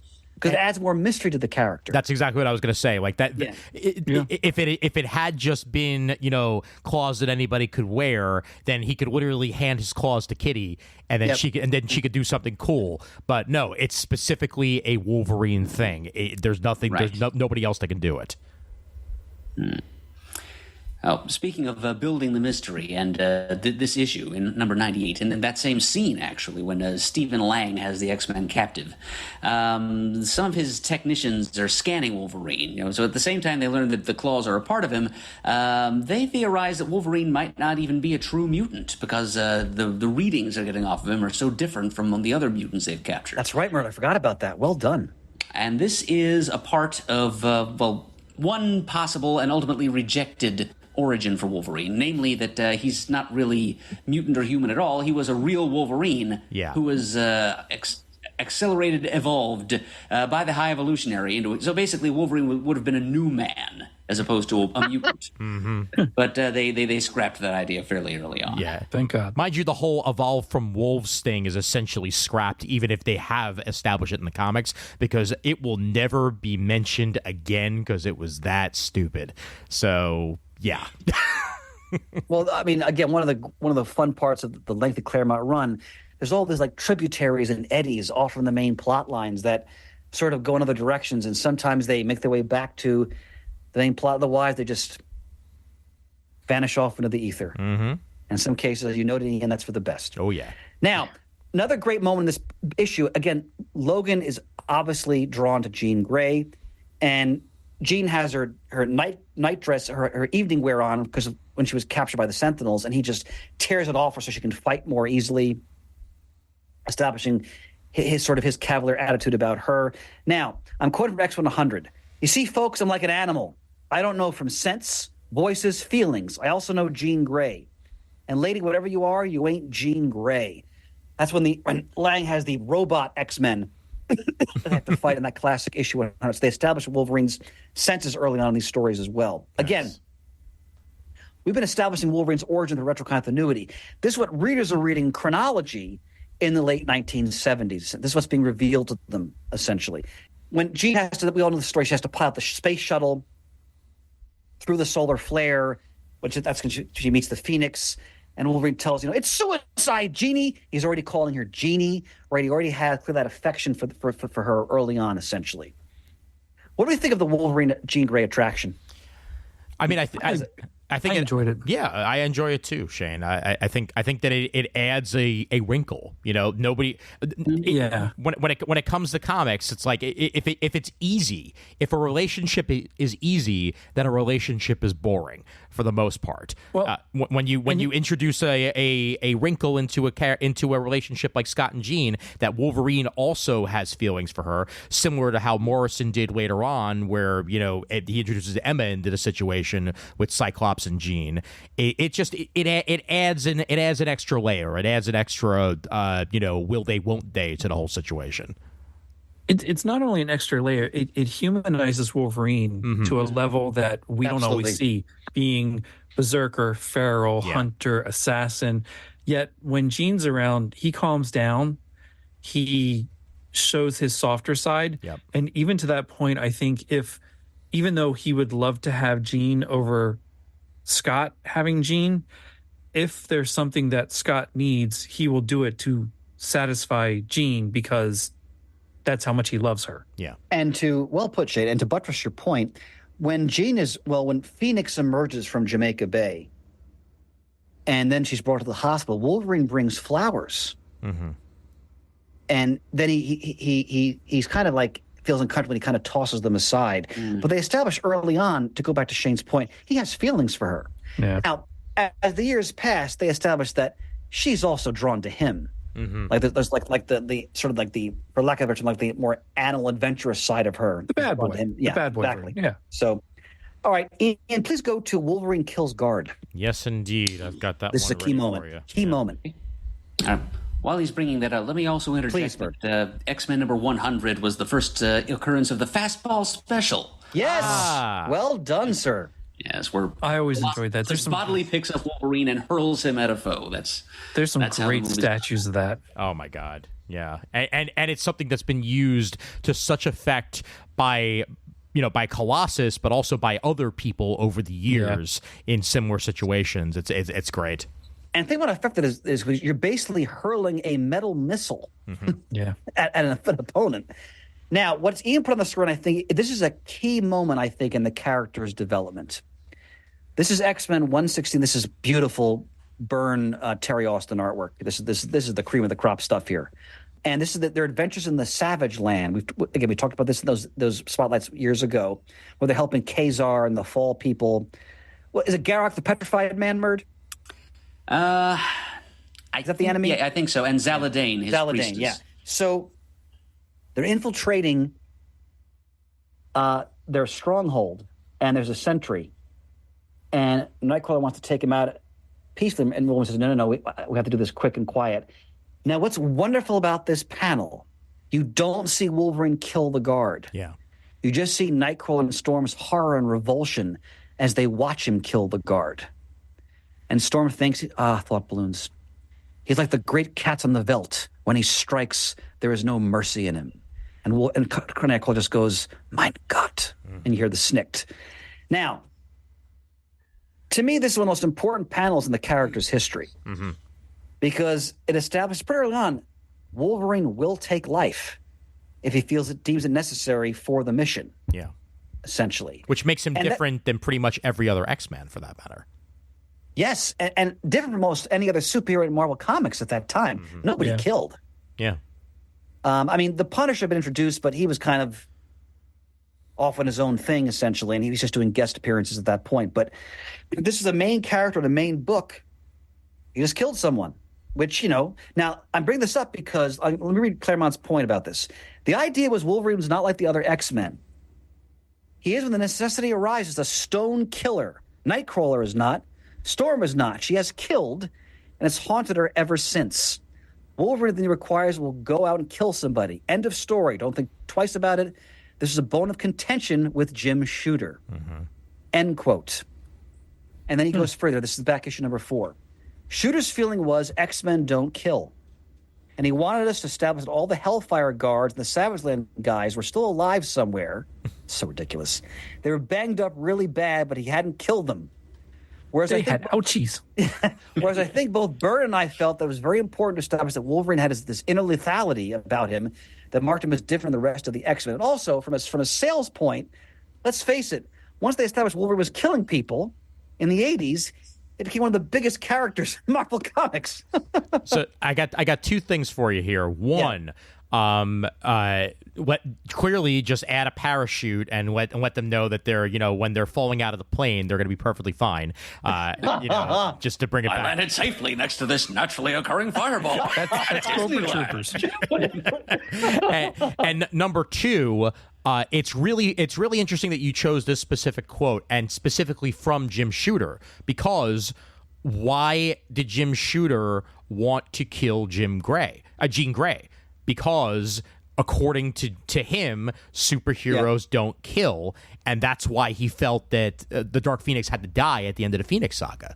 That the original ending was rejected. I think he was right, because I think it made the story that much more powerful when she did die. Oh, sure, absolutely. Until they retconned it later on with X Factor. But well, yeah.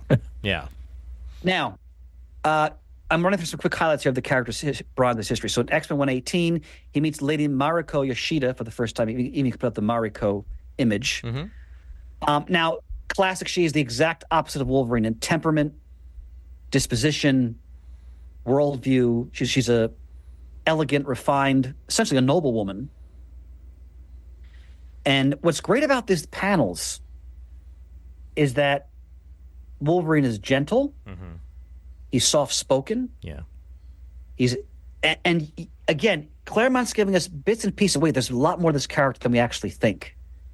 Essentially, he speaks Japanese. Now he almost reveals his name in the last panel here. You'll notice that. Yeah. And they stop because the next panel they're going to be attacked by I think mandroids, if I remember correctly. Now. Although, let me... please, sir, please. We, the readers, already know that his name is Logan, because the first mention of that occurs back in Uncanny X-Men number 103, which is part of a 2-parter where the X-Men are fighting Juggernaut and Black Tom at Cassidy Keep. And there are leprechauns there, and the leprechauns refer to Wolverine as... Yep. Well done, sir. I totally forgot it. And Logan is surprised. Did these marshmallows? I'm sorry. Did these leprechauns have marshmallows, Murd, or no? I don't. It's a weird story. It's a weird story. Nobody was after me, Lucky Charms. Okay, good. I'm glad. I'm happy to hear it. But Murd, clutch. I totally forgot about that. Well done, sir. To go with this one more time. To bring back up the image. Part of me wishes that if they were to do a second take on this artwork, that they had him remove the cowl. I think that would have actually driven home the humanity in this moment here that much more. And then, when the mandroids attack, he could easily put it back up. But I think that seeing his full face would have actually been very effective in this particular set of panels here. Good point. Very good director's note, Ian. Yeah, excellent note. And obviously the cowl frightens her. Yes. Initially. Yep. But then, of course, he really humanizes himself. Now, Murd, I've totally missed that. Well done, sir. Again, I've mentioned many times, he just brought him a machine gun ammo. We're not going to be overrun now. Thank you, sir. Now, X-Men 120 to 121, this one Wolverine reveals his full name to Mariko. Yep. As Murd mentioned, we already knew that, but she didn't know that. So this one, Alpha Flight tries to retrieve. These are great. These are good. This is classic Claremont Bernhardt. They try to retrieve Wolverine for Department H. Now, there's a great exchange in issue 121 where Wolverine he escapes, but he's been temporarily taken away. He surrenders himself to spare the X-Men having to fight Alpha Flight further. So he sacrificed himself for his teammates, which the Wolverine and Giant Size X-Men 1 probably wouldn't have done. Mm-hmm. So they've really further developed the character. Now, I'm reading the comments here. So like Cyclops is saying, "You're an X-Man, Wolverine. Your fight is ours." Wolverine says, "I appreciate that, boss, more than you know. But I ain't going to see my friends chewed up on my account." Colossus then goes, Wolverine is not an animal, Cyclops. That man, meaning the Canadian soldiers, they're not have to treat him like that. Nightcrawler, they're not as lucky as we, Colossus. They know only the surface Wolverine. They know nothing of his true self. What's wonderful about that exchange is this is later, deeper into the Bronze Age run. They're well done. Oh, man. They're establishing that this is a complicated character who is growing, who is evolving. Because of his time with the X-Men, he's forging bonds with them, friendships. Yeah. He starts to care about them, and they care about him. And they establish that here. So, again, this is wonderful writing by Claremont. And in fact, as Ian notes in the panel here, Wolverine prevents Cyclops from beating up Northstar. Yeah. He stays his fist. Yep. He said, I'm going to surrender myself. Damn good stuff. This is another series, but this is another issue, by the way, that was eventually adapted for X-Men the Animated Series in the 90s. They do this whole Alpha Flight arc almost verbatim in the animated series. Obviously, there's changes to make it animated, but this did occur in that. Yeah. How was it?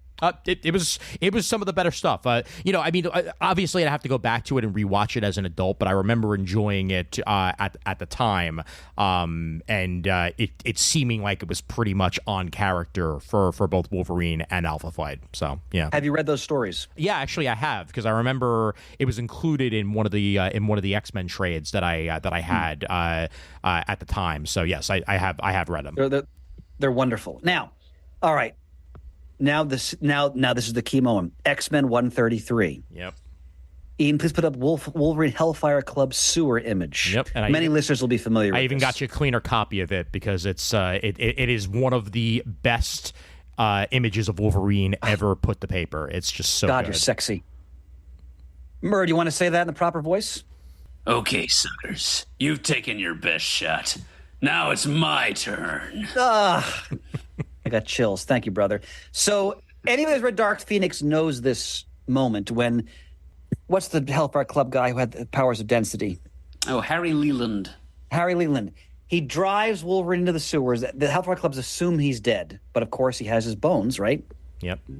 He survives the impact, and he emerges from in the sewer water. I mean, it's great art by Byrne and Austin. So good.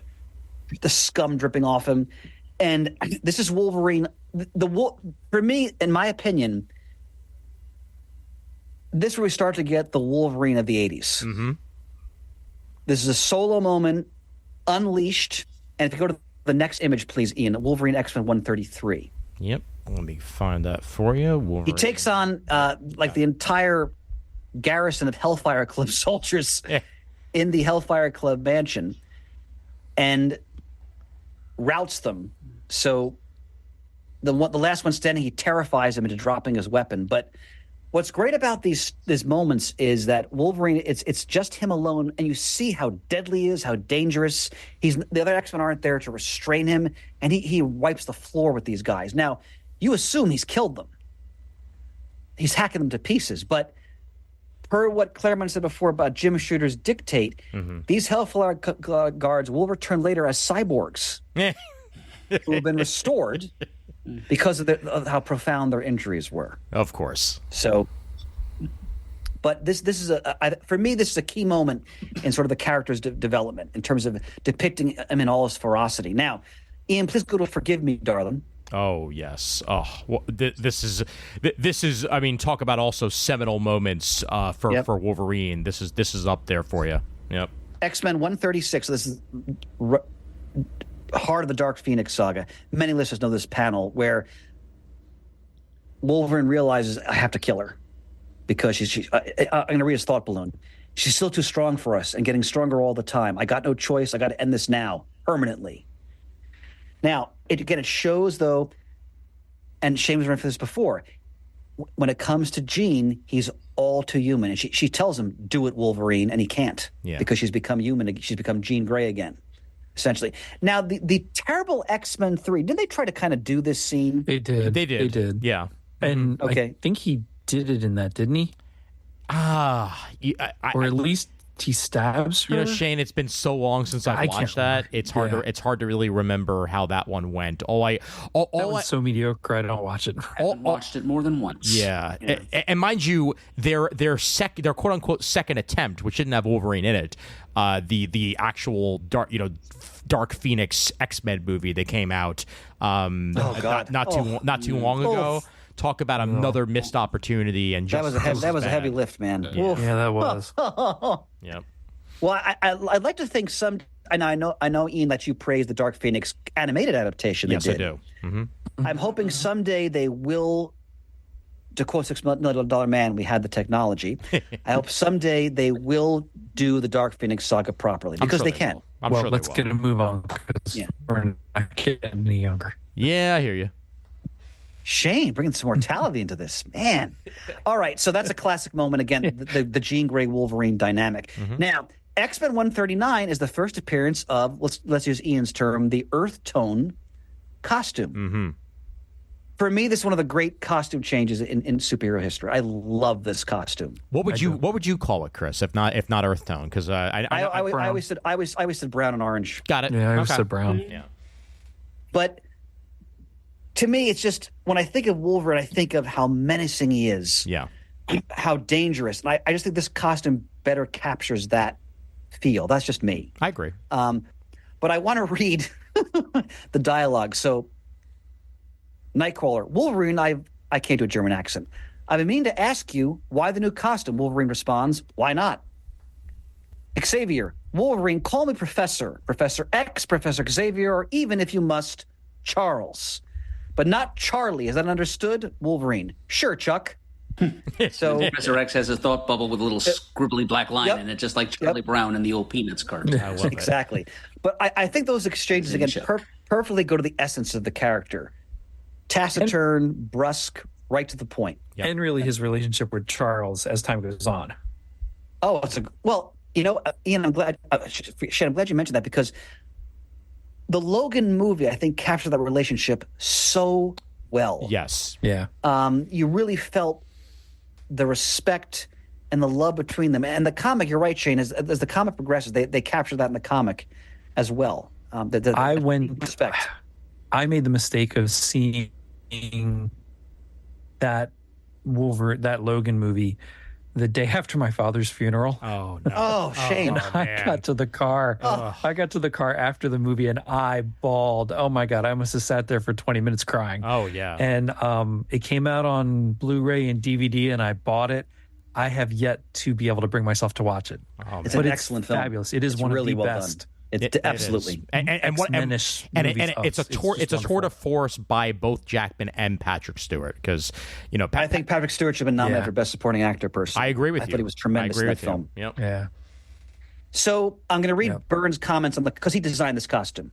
He's speaking to CBR and earlier. I think this year, maybe I got the date right. Of course, unless they play football in Michigan, Wolverines are not blue and yellow.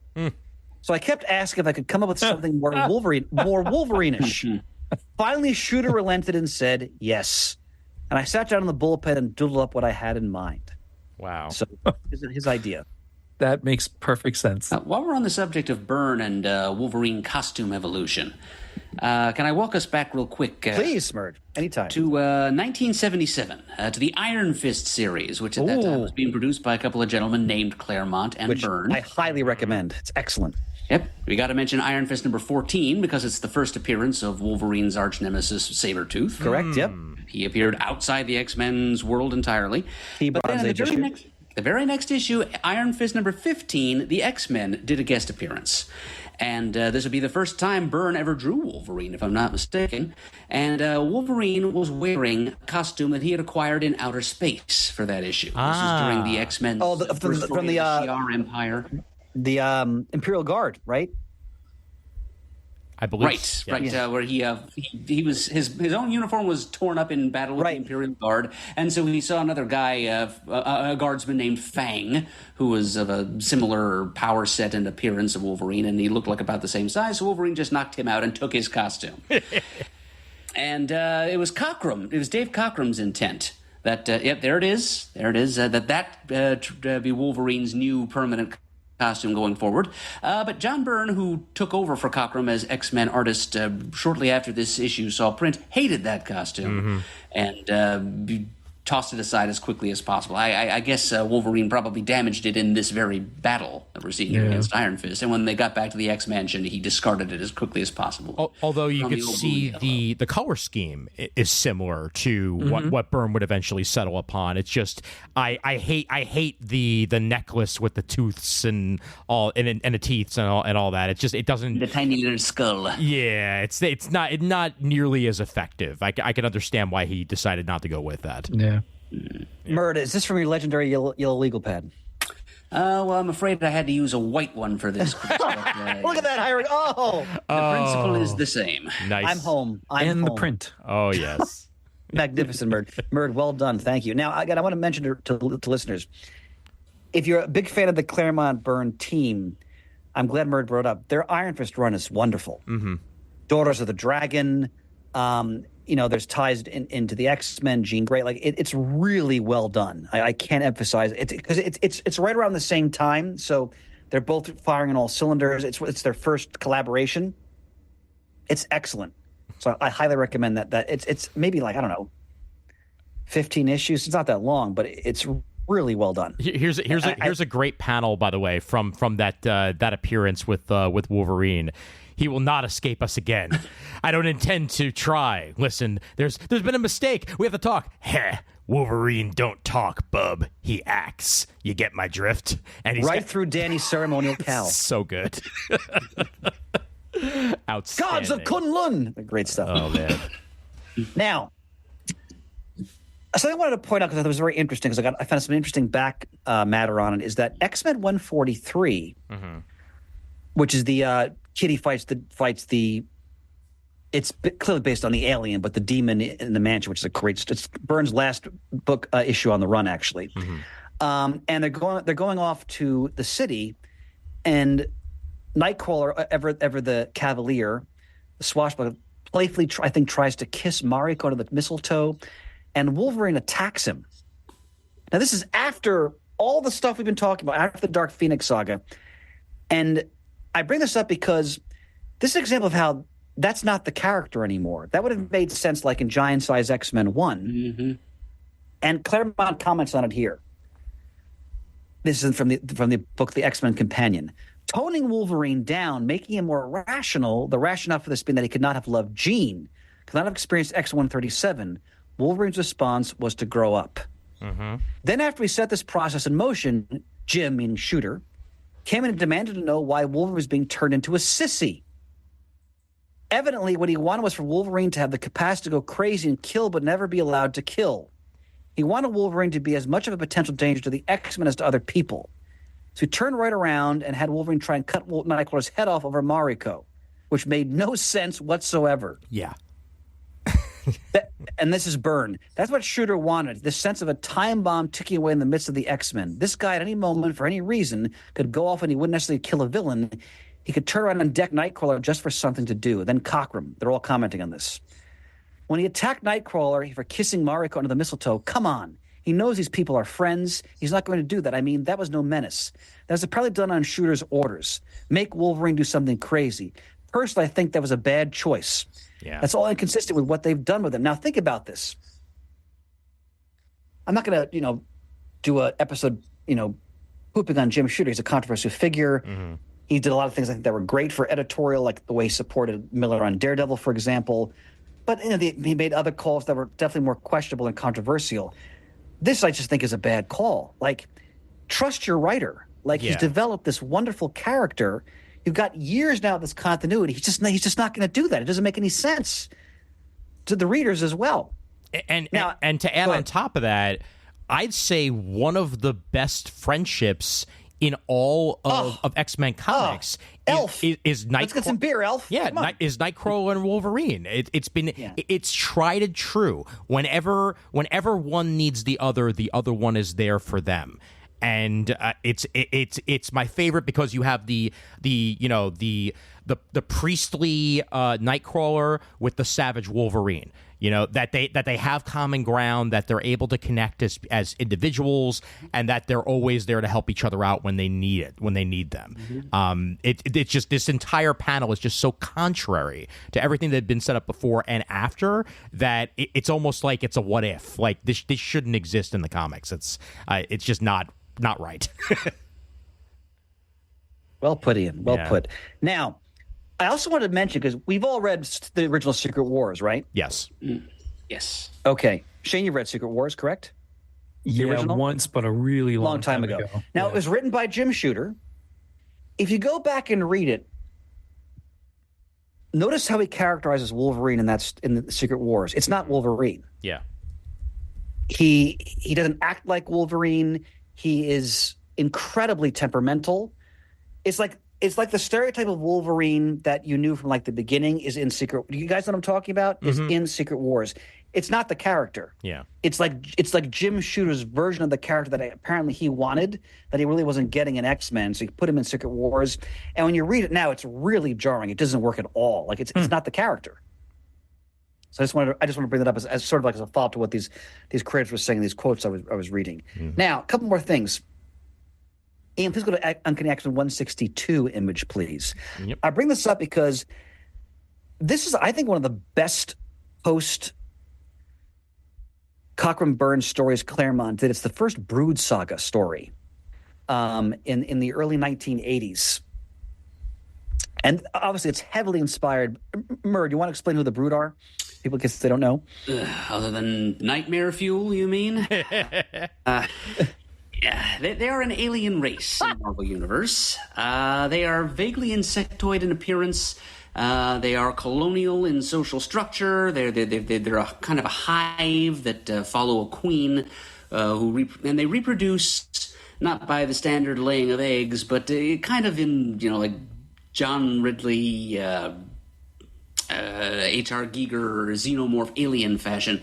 They implant other sentient beings with embryos, but rather than it just hatching out of the implanted host's stomach, the host is mutated into a new brood soldier, possessing all of the memories and attributes and superhuman powers in many cases, as the original host did, which is absolutely horrifying. I'm sure in terms of body horror, this must have freaked you out immensely. I friggin' hate the Brood, Chris. Yeah. the Brood are, I think, are terrifying. Mm-hmm. They're obviously inspired by Alien. Yeah. Oh yeah. But they talk, and they use weapons and technology, but and Wolverine refers to them as sleazoids. And in this classic story, again, to emphasize the healing factor, all the X-Men are infected. But Wolverine's healing factor, it's excruciating, actually rejects the brood egg. Yeah. And he's able to fight them.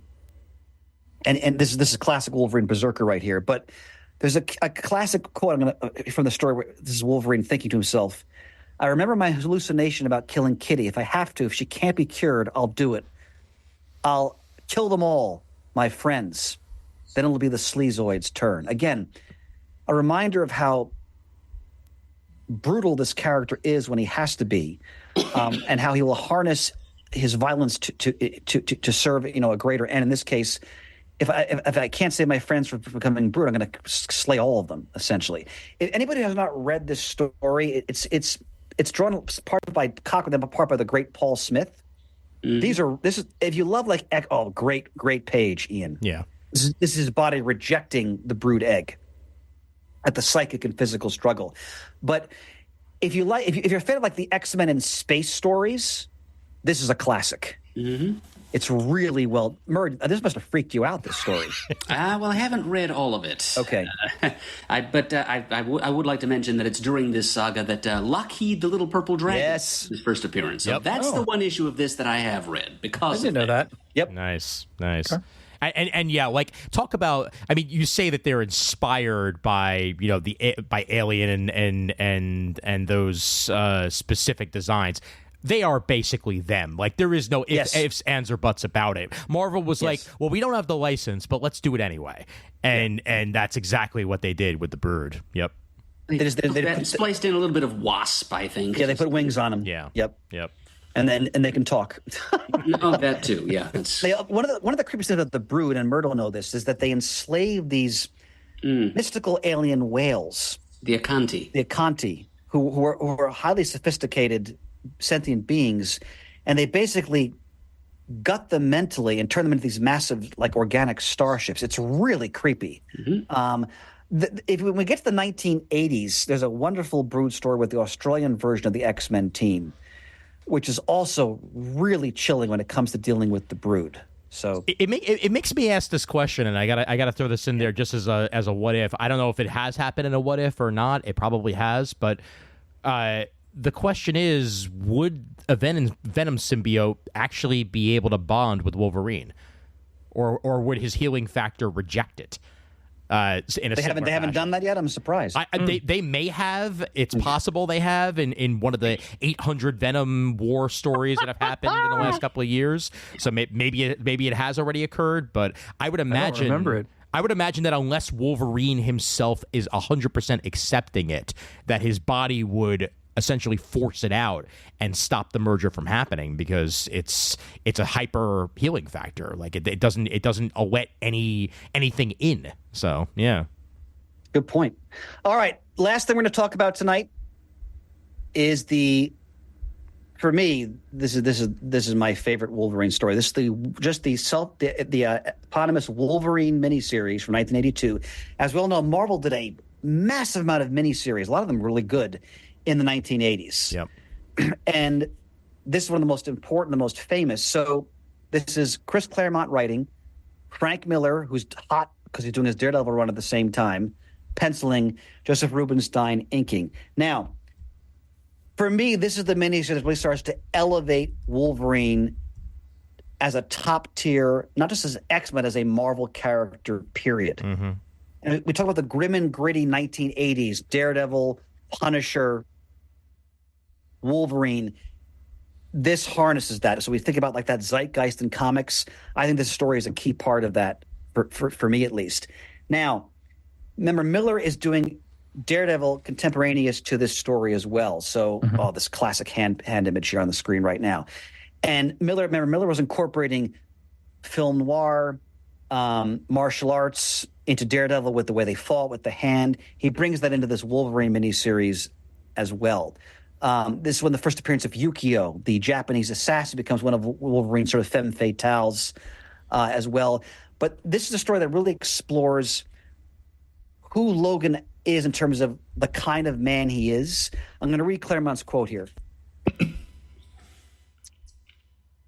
This is from back issue 132, so a more recent issue of that classic magazine. The interesting aspect of Miller's visual storytelling is that, knowing my rep, he would design the pages to leave lots of space for me to write. The joke of this was I looked at the art and thought, oh, the symmetry of all this action here and all this blank space there, I don't need to say anything. The art says it all. As the series evolved, I kept my mouth shut. There was no need to say anything in the crucial fights, especially the last fight, because the picture worth 1,000 words each. There was nothing for me to say. The point for Logan is, how will Mariko ever forgive him for killing her father, which is the climax of the story. The surprise for him at the end is that she does. The punchline is the last page where Mariko says, come to the wedding. The X-Men are like, holy cow. That leads to the two-part interview with Paul Smith. The point of the story is not the event as event, but the event as character. Mm-hmm. Boy, that's refreshing. Yeah. Now, what do you guys think of this story? First time I read it. Shane? I loved it. I thought it was a lot of fun. I got a huge G.I. Joe issue 21 vibe from it, with a lot of the sequential artwork. Yes. The ninjas and Wolverine and the hand fighting. It was beautifully done. I really enjoyed it. I was enthralled. And you can see how it inspired the movie The Wolverine. Oh, yeah. Yeah. By the way. Ian, I'm sure you've read this story. Right here, with a bargain $9.99 book label still on it. I might add. Nice. I had the white one that you have, Chris, and I think at one point I gave it away because I got this newer version, just because it was in better condition, and I went with it. And it also includes Uncanny X-Men 172 and 173 in the trade, which we'll talk about shortly. Yep. But it is. I really enjoy Frank Miller on Daredevil, and it might be heresy for me to say this, but I think his artwork is better here. I honest to God do, and I think that Claremont's scripting. Look at this. Look at this page. Oh, look at that. It's superb. It's absolutely superb. And but give Rubenstein a lot of credit, though. Oh, no question. No really question. Inkers, and yeah, I would agree entirely. This book proves just how important the inker is in collaboration. We've seen that with Romita Jr. when done by Klaus Johnson versus Danny Miki. Like it all depends on who else is there. But this is a perfect book in so many different ways.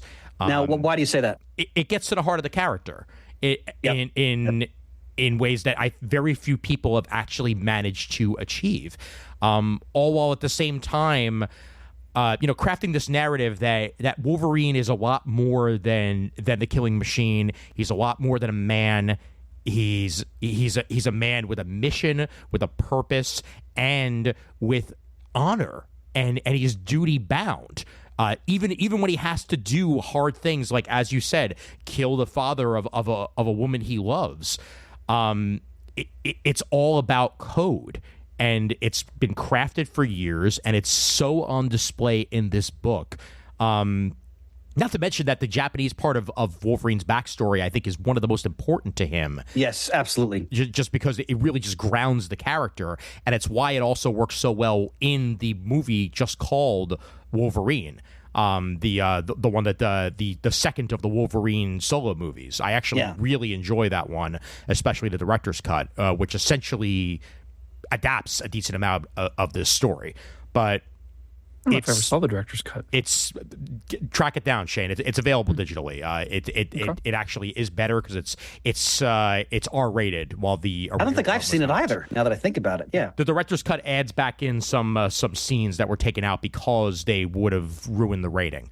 So it's basically a more mature version of the movie, but overall, yeah, this book achieves everything it sets out to do and sets up years to come of Wolverine as a solo character. Without this miniseries, we would not have gotten the ongoing Wolverine series, because it proved that it could be done, that he can stand on his own, and that he achieves it in so many ways. So yeah, great stuff. What'd you think, Murd? Well, first of all, Snicked. Oh, he's got the originals. Oh, the original's beautiful. I love it. Right from the collection. Oh, so good. This is my version of popping the claws. And hey, there's 4 of them. I'm Romulus.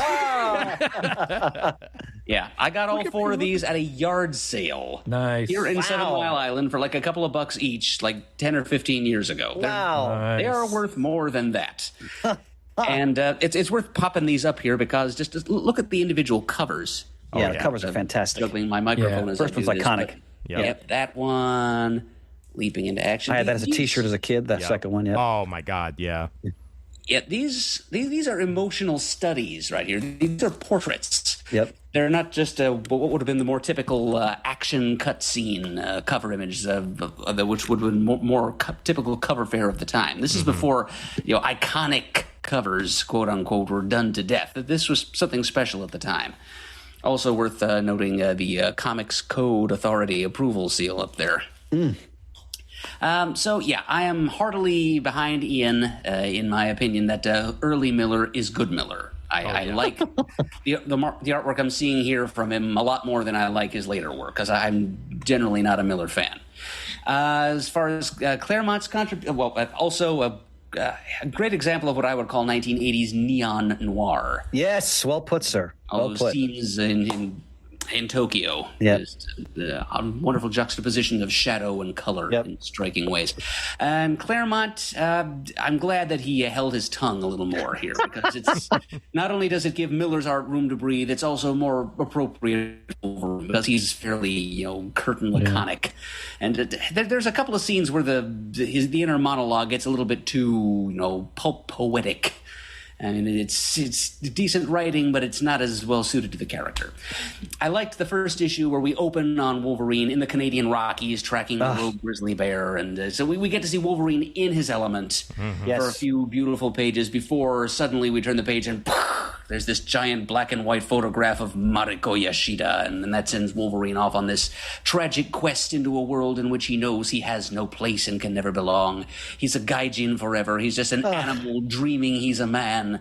And just this, and then we kind of segue there into the classic folktale trope of the low-born soldier and the high-born lady, and Claremont and Miller openly acknowledge that this is derived from, centuries worth of storytelling by showing that little sequence of the old samurai tale of like a Ronin who dares to love a highborn lady. And as Ian has said, this does a lot to grow and mature the character. Oh yeah, and to prove that he's suitable as a solo vehicle. He's not just the X-Men's resident bruiser and hothead. There are definite layers this miniseries will prove. And you reminded me one great moment, Murd, when he tracks down the hunter who illegally shot the grizzly bear, and the grizzly bear then killed in his rage innocent civilians. This is classic Wolverine. The bear lasted longer, but I let the man live. And again, that's great writing by Claremont, but that's again the essence of the character. And the quote I read in the beginning of this episode, where Claremont talks about Wolverine as the failed samurai, right? Trying to live by that code, like you guys mentioned, right? Trying to find grace, trying to find control, the battle between that grace and the animal within. That's the heart of the character. Now, Ian, if you go back to the I'm the man, I'm a man image again, please. That beautiful page of original artwork. If parents were here, he'd be salivating. Yep. Yeah, it's a Miller Rubenstein page. It's so wonderful. Yeah. But look at his expression. The artwork is gorgeous. Yeah. I mean, the serenity on his face, the fact that he's achieved some degree of inner peace with himself, that he's come to terms with who he is. Just in case people don't know, the premise of the story is that Mariko's father is I'm assuming he's a Yakuza lord. Basically, like he's that's what I would think too. Yeah, and they don't mention the word Yakuza, but it's implied. Yeah, and he's a very powerful. Well, they're called an Obegon, the head of a Yakuza clan, and he has ties to Japanese industry, the government, and they have a great supporting character, Asano, who is one of Wolverine's friends from his days as an intelligence operative, who's trying to get him to help him because he feels that Shingen might actually be able to worm his way into the Japanese royal family in a sense. So there's big stakes here as well. But anyone who really is interested in the Wolverine character, if you haven't read this book, for me, this is the Bible of the character. I think this is the most important. I think it's more important than Origin, Frank. I think it's the most important Wolverine story for me that's been produced. And again, I agree with Murd. This is I think some of Miller's greatest artwork, without question. Oh yeah. The combat scenes are stunning in this. Now, last thing we'll talk about, because it's getting late and some of you guys have to get up for work. So, following after this is directly this X-Men 172, 173, which is part of the classic. Many listeners, I'm sure, have read this. The classic From the Ashes storyline. Yes. From 1983. Poor Maddie Pryor.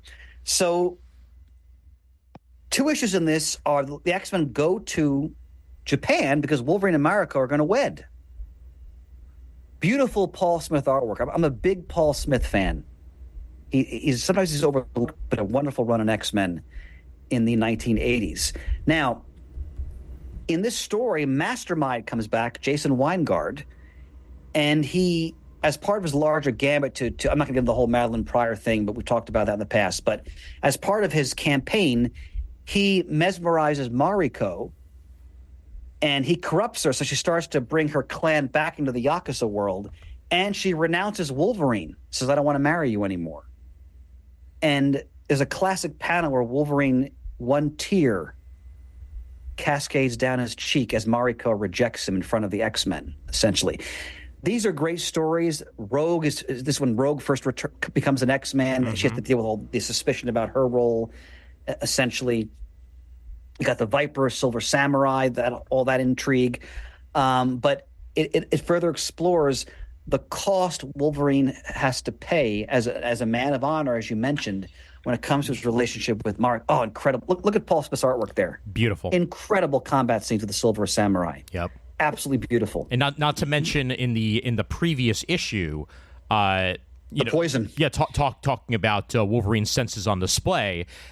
Him realizing that it's poison right as Storm is drinking it, and it's too little, too late. But his senses are able to pick it up. Now, for fans of Storm, quick little aside because it's just so much fun. These are the stories where she meets Yukio, the carefree assassin, former lover of Wolverine. Yep. This is what's going to influence her to take on her Storm punk persona. Okay. Of the 1980s. Yep. Which I thought was a great look. Now, the last thing we'll mention is that when Mariko is freed from the Mastermind's control, she so dishonored herself as the head of her clan that she tells Logan, I can't marry you until I've divested my family from all its Yakuza ties. So that's where we leave them in 1983. Right. So again, there's that sense of there's this deep love between them, but there's also the fact that honor has to be satisfied. You are not worthy. Yep. There's the image and there's the words. Yep. Yeah, beautiful Paul Smith artwork. All right, guys. We'll finish up with a little bit of other media.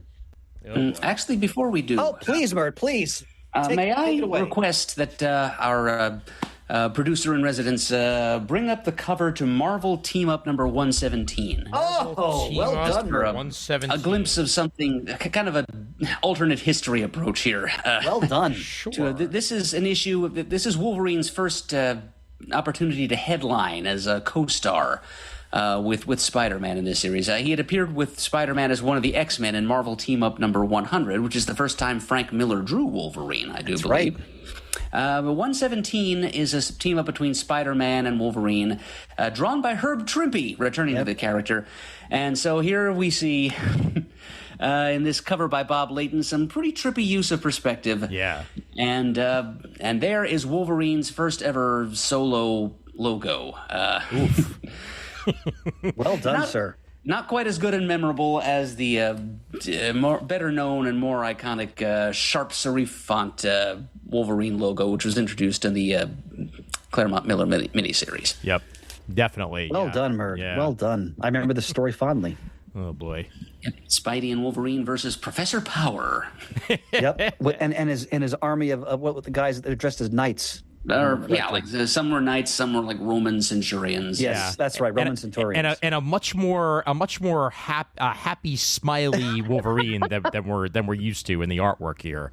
It's not exactly I'd say not exactly on model for Wolvie necessarily, but still fun nonetheless. By the way, I'm sorry, and go ahead. I apologize. No, just saying, just still fun, just not on model. That's all.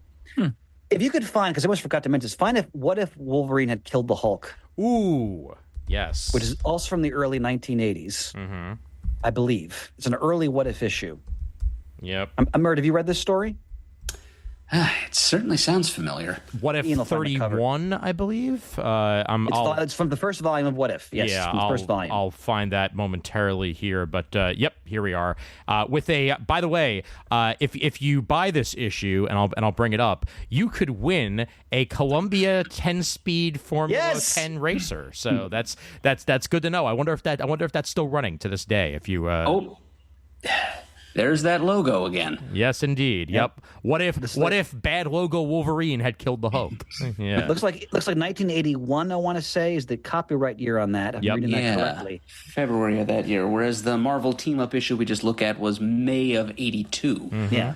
So I guess this is where that logo first appeared. Yeah. I wanted to mention this because this is a great what if in that Wolverine is the classic surly, antisocial, violence-prone character in this story because it's the beginning of his history as an X-Man. Yeah, and it's a great what if. I won't spoil it if you haven't read it, but I mean, what ifs have to be quick because they're usually one and dones, but it kind of shows the price of his behavior and how he realizes how he has to change. But because he's killed the Hulk, he's gone down a certain path that leads in a very very what ify destination.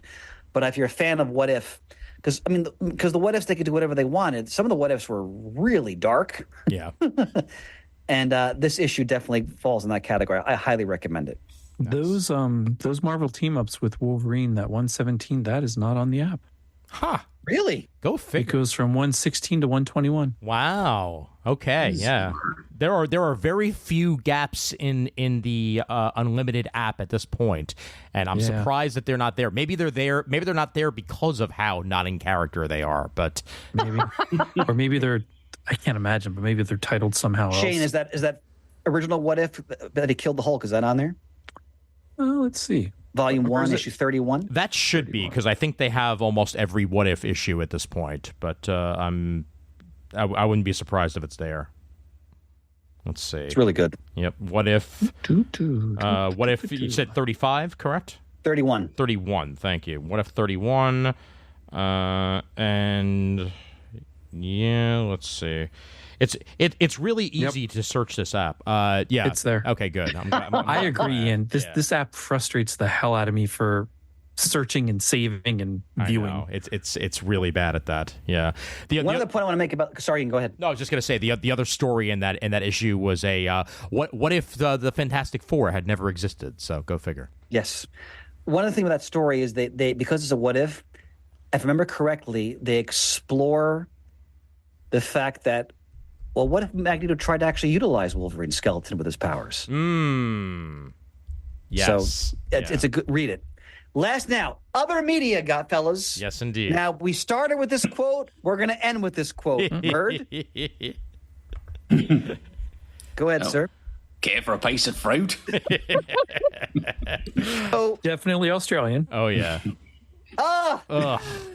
God, this is, and I mean this from the bottom of my heart, some of the worst designs for Cyclops and Wolverine that even the 80s animated series could throw out. Like, so Somebody drew those on the back of a napkin. this is 1982. yeah. Yep. Shane, I remember this. Spider-Man and His Amazing Friends. Yep. The episode is entitled "A Firestar Is Born." I just watched it today because I hadn't seen it. I hadn't seen it since I was, let's see, in 1982. I was You were 9. 19. Yeah, I was 9. I was 3. Yeah. So I was 10. yep. So the premise of the episode is that it's Firestar telling her origin Yep. to Spidey and Iceman. Iceman is voiced by Fred from Scooby-Doo, I think. Frank Welker. I think you're right. Yeah. Absolutely right. And she reunites with because in this universe she was part of the X-Men. Yes. So she reunites. I think I want to say it's Angel, Wolverine, Storm, Cyclops. That might be it. Beast is there or not. I don't think Beast is there actually. Yeah. They actually did another episode with other X-Men too that Wolverine was not in. But so basically, they introduced the X-Men briefly, and they introduced it. They say, "Oh, Firestar, Wolverine joined after you left." And this is like 82. It's like G.I. Joe animation. It's the same animations. It's the same voices. It's the same music. Yeah. It's the same laser bolt sounds. Everything. I'd forgotten that it was basically the same stuff. But Sure. I hadn't heard this since I was 9 years old. When Wolverine starts talking, I'm like, what in the name of God is going on here? So they decided to make him Australian. Wolverine did a wonderful impersonation. And inexplicably, even though it's by this point in 82, Wolverine is in the brown costume in the comics. They put him back in the original, there's a shish kebab, in the yellow costume. And he's Australian. Yeah. This is Wolverine's first other media appearance, as far as I know. And this was probably Outside of my the first comics. exposure to Wolverine, period. Yeah. Yep, mine too. Yeah, I mean, luckily my first exposure to Wolverine was the animated series, so I didn't experience that. I mean, in '82 I was -2, so I didn't really find X-Men.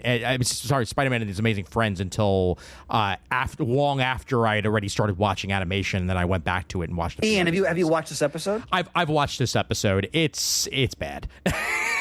Well, know Go ahead, Shane. I know I've watched it in, say, the last 6 months or a year. Yeah. Well, I watched it today, and Mert is correct. When he's fighting Juggernaut, he ends up with his claws stuck in a brick wall, and like it's vintage, like early '80s, like superhero cartoons. But that's I felt we had to mention it because it's in the time period that we're talking about. That was Wolverine's first appearance. outside of comics. Now, I do want to throw this in there, even though it's technically outside of our time period. Yes. But because of Pride of the X-Men, Pride of the X-Men, which came out in the 90s, correct? Well, no, that came out in '89, I believe. 89. Okay. Yeah. All right. It was a pilot for a show that didn't proceed forward. We'll talk about that next time. We will talk about that next time, and we'll probably mention this again next time. But I just want to bring this up because it's the right costume, and it's a slightly later era of X-Men. Oh, the video game. And that would be the X-Men arcade game. This came out in 1992, and again, it was based on the Pride of the X-Men cartoon. But the Wolverine in it is definitely closer to the Wolverine that you would have found in the 70s and early 80s. The only difference is that they have to give them further powers in order for them to have quote unquote super moves. And at one point, if you press the super button, Wolverine does this like dash motion where this energy blast essentially comes out of his claws, and he does like a hyper dash around the screen with his claws. I love playing this game in college. Oh yeah, and of course, Colossus with his energy. Yeah. Matt and I used to play that at Reggie's Arcade here in Stone Harbor Youths, and I was always Nightcrawler, he was always Wolverine, and Ian, when you were talking earlier about what a great friendship those two characters share, it kind of reminds me of Matt's friendship with nice. me. Yeah, nice, magnificent. Yep. Yeah, excellent. This was indeed a tonic for the spirit, gentlemen. I've shot my bolt, gentlemen. That's part one. Well done, well done. And I think we did a good job of getting into the convoluted insanity known only as Wolverine. So, job well done all around, everybody. This was a lot of fun. Yeah, that was fun. And we brought it home within 3 hours too. I know. Thank you, brethren. Thank you. Yep, excellent. Delight. Yep. And we will get to further adventures of Wolverine at a later date, but this will at least wet your whistle to go see Wolverine, a much older Wolverine, a much older Hugh Jackman, play the part one more time in Deadpool and Wolverine in theaters as of tomorrow when you're getting this. Now, they haven't revealed how he's alive, right? We have to wait for the movie to see that? Well, there's theories because of the trailers. Yeah, because of the trailers, you basically get an idea that multiversal timey-wimey. Yeah. This is not necessarily the Wolverine that we know. So, Gotcha. But we'll get into that. Once you see the movie, you'll 100% understand. I don't want to accidentally give some unintentional spoilers and whatnot. So. Sunday 10 a.m. Man. There you go. All right, excellent. Well, as I said, next episode out will be the other group of fellas, and we'll get together and talk about it, the movie and whatnot, and also have Donovan's report from San Diego Comic-Con. Looking forward to that. And gentlemen, thank you very much once again for joining me here. Thanks for hosting. It was Thank you, Ian. By all Honor and a means, pleasure. yep. Whenever you guys want to come around, by all means, I'm here for you. And of course, when I come around. thank you, Green Day. I just saw Foo Fighters at the City Field last week. Nice. Ryan went to that as well. Oh, Nice. freaking outstanding. I'm glad I wasn't there on Wednesday. Otherwise, I would have seen half a show because they had to stop at 9:30 because of the rain. All right. Moving on to the credits here. Email address, comictiming@gmail.com, facebook.com/comictiming. Feel free to join us on the Comic Timing fan group as well. It's getting bigger and better every single day. Twitter.com/comictimingpod. Blue Sky, we're Comic Timing. Instagram, Comic Timing Podcasts. We're also on Threads and a bunch of other places as well. And, of course, youtube.com/Comic Timing Podcast. Do find us on there and check out the video version of this so you can see all the stuff that I put up on the screen and whatnot. Once again, thanks to Murd, thanks to Chris, thanks to Shane, and thanks to me. And as always, there's always time for comics.